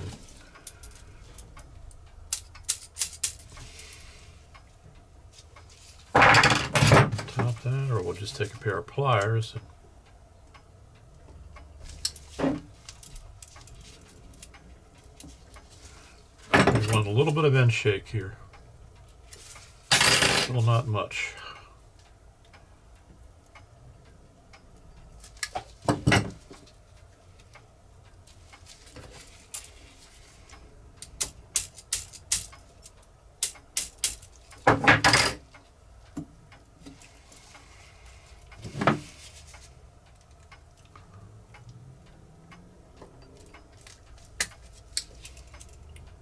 Too much.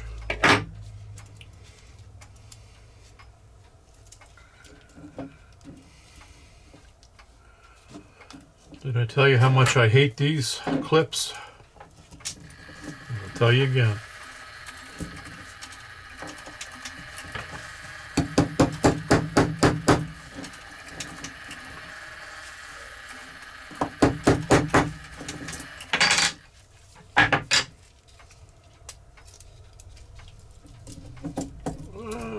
Too much end play there, just a little bit more. I'm supporting the lever on the other side. All right, I like that. You can see that? Clip there, clip there. And we have end shake, and we have end shake.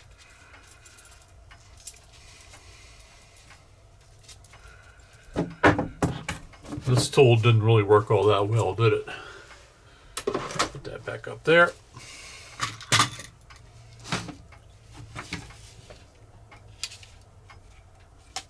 Actually, we need to lubricate the back side here. Let's not forget that.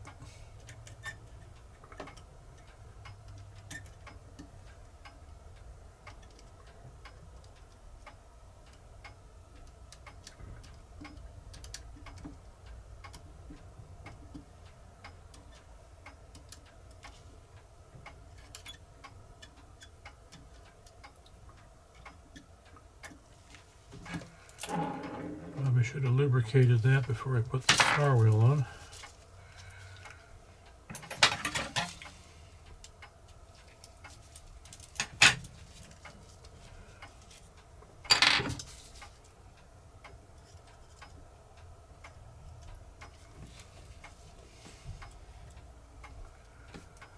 All right.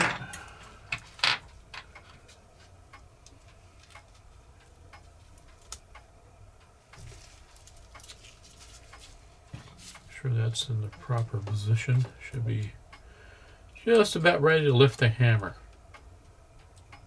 And that's where you want to keep it. Let's make sure.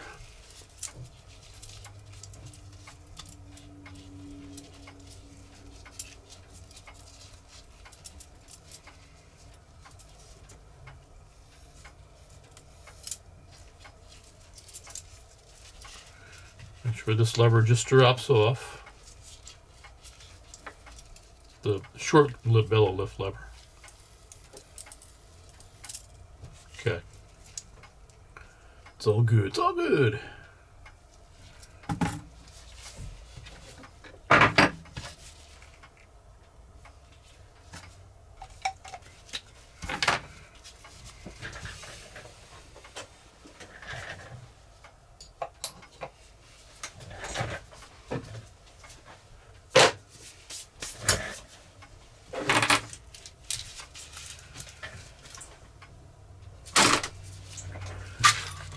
Out of the way up here.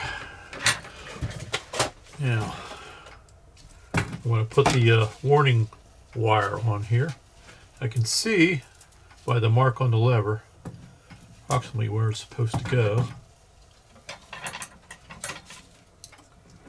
You might need to adjust that.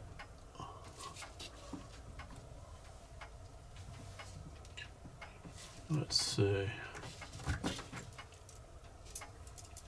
Should be right about there.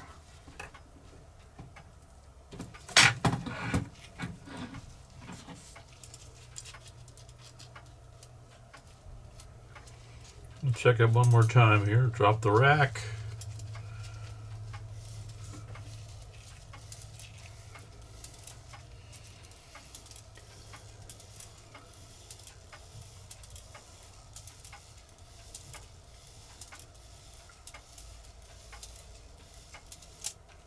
Okay. Do I want to put a little bit of lubrication here in the bird post? Sure, why not? Just a smidgen. Just make sure you use a high quality synthetic oil, which is what I do.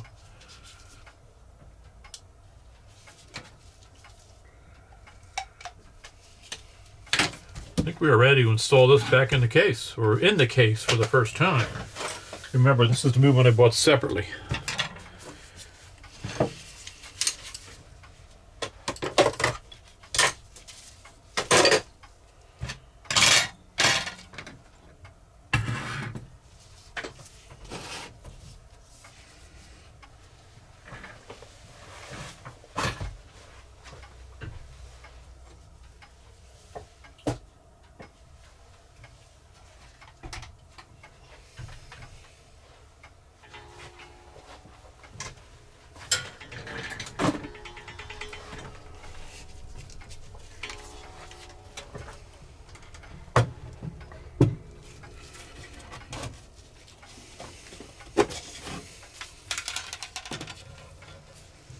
Get our chains out here.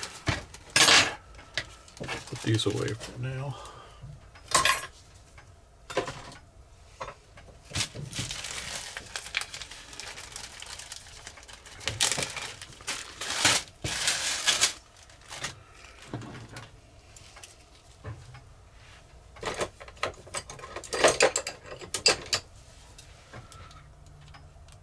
Make sure this is tight.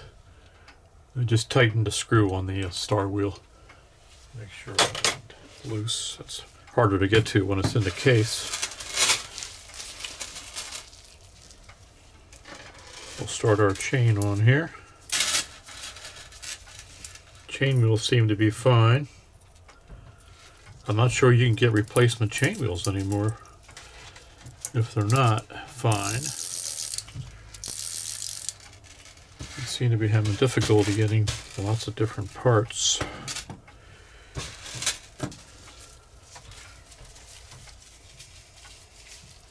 I was up to Merritt's just yesterday, chatting with the new owner. And also Rich in the clock department, the clock sales department. And he said Germany does not want to send us any parts anymore because I guess because of the situation with the tariffs. So they are having trouble.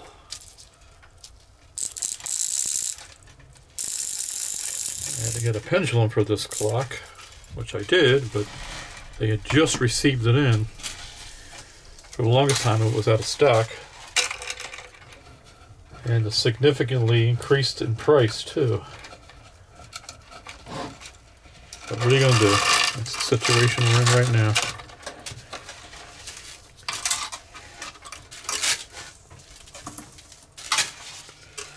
I'm going to need some screws to put in here.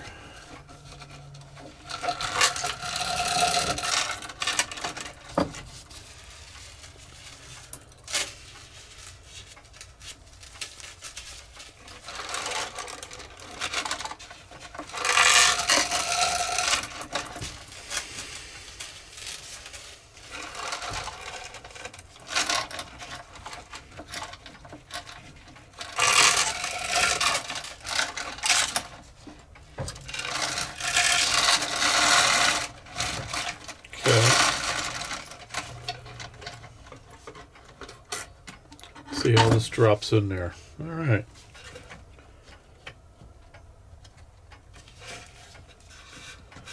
The holes sort of line up. Pretty close. I think close enough. This one there is a little bit off. All the other ones are good. That lever needs to go in there.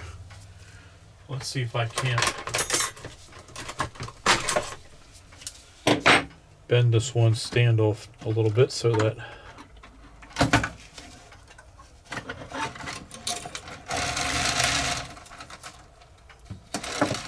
it lines up a little better with the hole.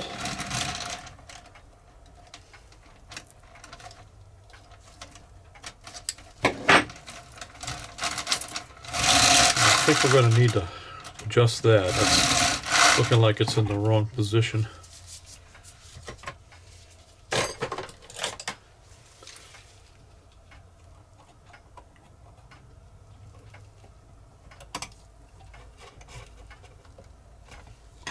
Try that.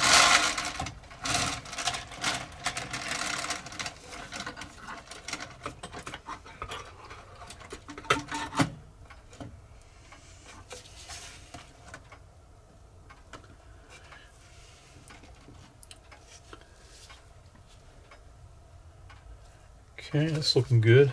Let's feed this. I hope you can see what I'm doing here on the camera. It's not directly overhead. You can see what I've got. This is the lever here that operates the pitchfork.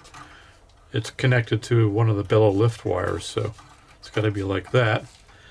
This is the wire that contacts the fly,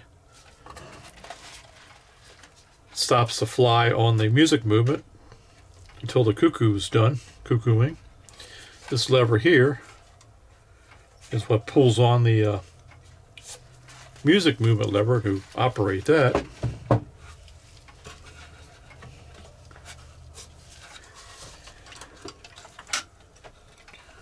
See if we can't get that in there into position. Then this lever here.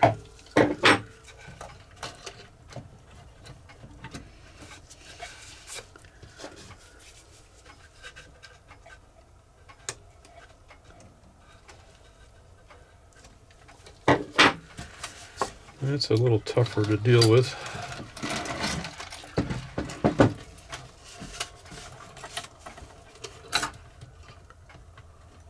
Yeah, get that in the hole there.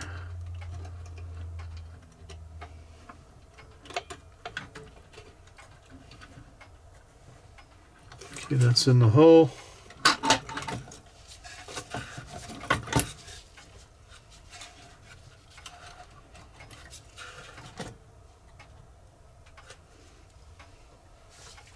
I think we're going to have to adjust that lever.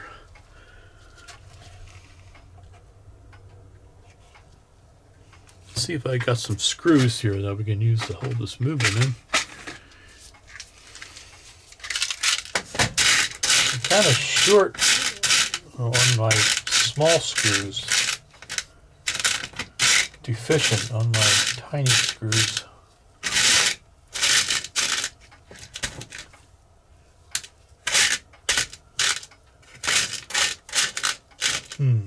Could be an issue.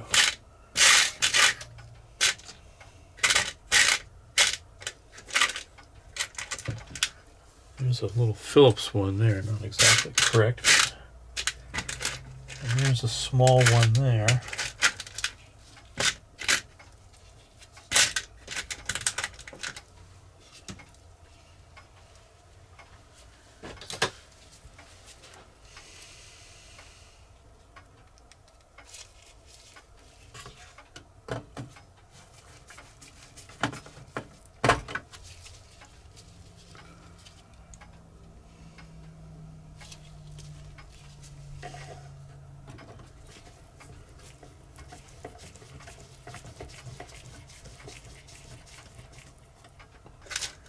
There's another small screw. All right, well, we got 3.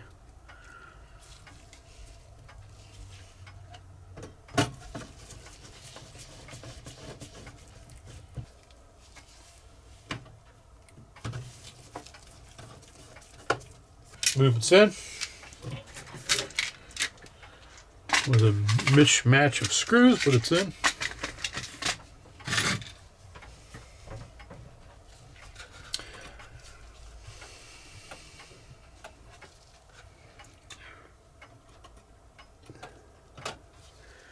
This lever's pretty close. I'm going to move it over a little bit.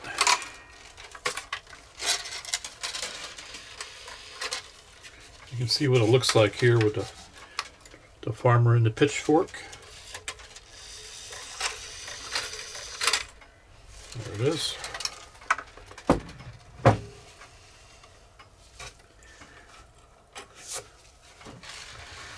And we can play the music here. No, we can't because it just locked. Okay, we're going to need to move this lever back.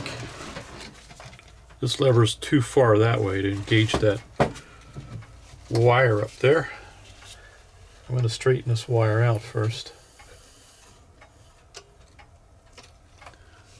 Probably can't see what I'm doing here, unfortunately.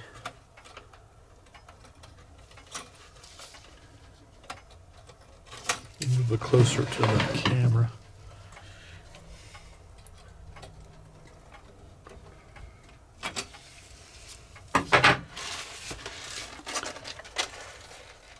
This wire up here, and I just bent so that when this lever lifts up for the cuckoo to go into the warning, this will pull this and disengage it. At the same time, this lever comes up here to block the fly to keep the music movement from taking off prematurely. Okay, I realized that on the bench there, you really couldn't see down into the clock and see what I was doing as far as adjusting all these levers. So I thought I would just sort of give you an opportunity to have a look and see how these things actually work and what I was doing, you know, as I was adjusting these levers. Now, you can see here, this is the set-off lever that actuates the music box. Now, keep in mind that music boxes only shut off when their fly is blocked or the fan is blocked. It's the only way that music boxes can shut off. And the way they start is when that fan is cleared. Now, this is the shut-off lever right here. If I go like that with it'll release that shut-off lever, removes it from a slot here in the main wheel, which is just attached to the barrel. And when it drops back into that slot, part of that shutoff lever has a little finger which then stops the fan. So there's no binding whatsoever. If that were to fall into the slot and be shut off just by it binding in the slot, then you would never be able to pull that lever back out. It would be bound. The way it works with the warning here when it comes up to cuckoo, let me just show you here. I'll turn the hands. And that's got to release that fly as it approaches the hour. You can see that lever starting to move. This lever here is attached to the lift lever, the set-off lever for the strike. You can see that beginning to raise. It's going to grab that little wire that's attached to the music movement shutoff lever and pull that out of the slot. Why is that fan not going now on the music movement? Well, we have another little wire here. It's attached to the rack hook. This is the back side of the rack hook, which, if I can maybe throw something in front of it here, if you can see that. That's the rack hook right there. And this lifts up to sit on the rack. And then as the gathering pallet picks up the rack, this goes one tooth at a time and then eventually drops off the rack to shut the movement off. This is the lift lever here, which is what that is attached to. This is, of course, another movement that I had here. So as we approach the hour, you can see that this music movement, if you can see that with the angle of the camera that I have, let me get the pointer. But this wire is now blocking that fan.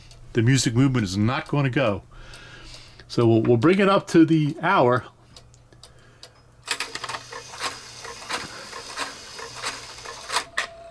This moves out of the way once that rack hook drops off the rack, and the music movement is cleared to go.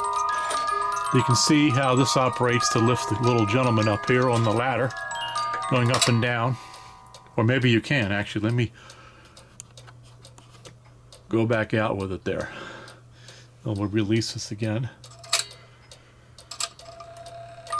See that right there? The chain is actually pressed up against that rubber wheel, which is turning that cam, which lifts the little gentleman on the ladder up and down. This is where the pitchfork, the farmer, is actually here. This is one of the bellow lift levers. I don't have the bellows in here, of course, so that you could see what was going on. And as the cuckoos, here we can set it off here. That's lifting the little farmer's pitchfork there. Hopefully this explains it better than when I had it on the bench. I had to make all these adjustments as far as loosening this and moving it, bending it a little bit, maybe bending this a little bit, just so it would pull that music movement shutoff lever out far enough so that it would release it. It only has music on the hour, so on the half hour, as you'll see, let me turn it around here. It doesn't lift it as high. It only clears one shorter tooth on the rack. Which, again, let me show you this here. On this movement, there's a shorter tooth. This movement may not work that way, but there's a little shorter tooth, which means that it only lifts it a little bit, so that it just drops off one tooth. So it does not lift it as high, so you're not going to have a release on the music movement. Because see, it's not pulling that lever high enough to release it. So you just have a cuckoo. On single music music boxes, or one air or one music or selection, that's all you have. You don't normally have a music movement play on the half hour, only the hour. Now on some clocks you have two-tune music boxes, and they're designed a little differently. They may play on the hour and the half hour too, because you have two separate tunes. All right, let's get the bellows in here, and then we'll get it up on the wall, and we'll see how it all functions on the wall.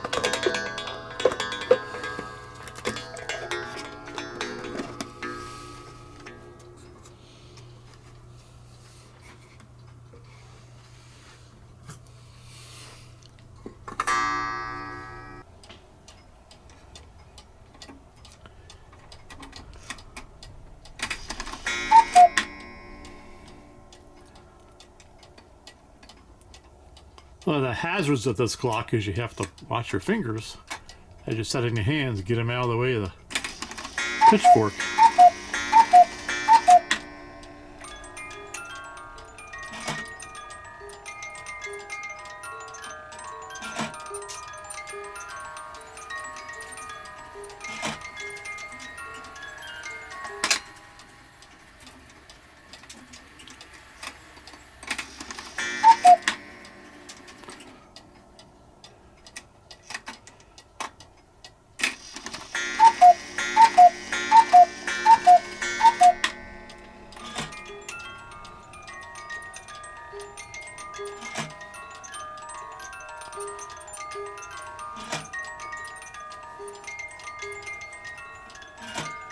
All right, folks, that's going to wrap this video. It was fun working on this project. I haven't had one of these clocks, as I said earlier, come across my bench in a long time. It brings back some memory. This is, like I said, I got started on cuckoo clocks. They were some of the first clocks I repaired, and these clocks were prevalent back in the late 70s, mid 70s, even early 70s into the 80s. So I did a lot of these type of clocks, and I do enjoy the functionality of it. It's cute with the gentleman going up the ladder, the furloughing coming out, and I just don't know whether the farmer down here is saying, "Get up there and get my daughter so I don't have to pay for a wedding," or whether he's saying, "Get out of here, you're not good enough for my daughter." I'm not sure what this means. You can leave a comment in the comments if you think one or the other. Just let me know. All right, folks. We're going to do some more of these here, as you know. I've got this one here. We can maybe make that one next. I have another one coming, and I should have a fourth one at some point coming in the future, too. Another E Schmeckenbecher. These are all going to be E Schmeckenbechers. So it'll be fun working on these projects. Folks, I'm glad you were able to stick around and last this long in a video. If you did, I hope you enjoyed it. But if you really enjoyed it, don't hesitate to give me that thumbs up. And if you like this kind of content, subscribe to the channel. It really helps out. And you're going to see some interesting stuff coming up in the future. Folks, take care, be safe, and we'll see you in the next video. Bye-bye.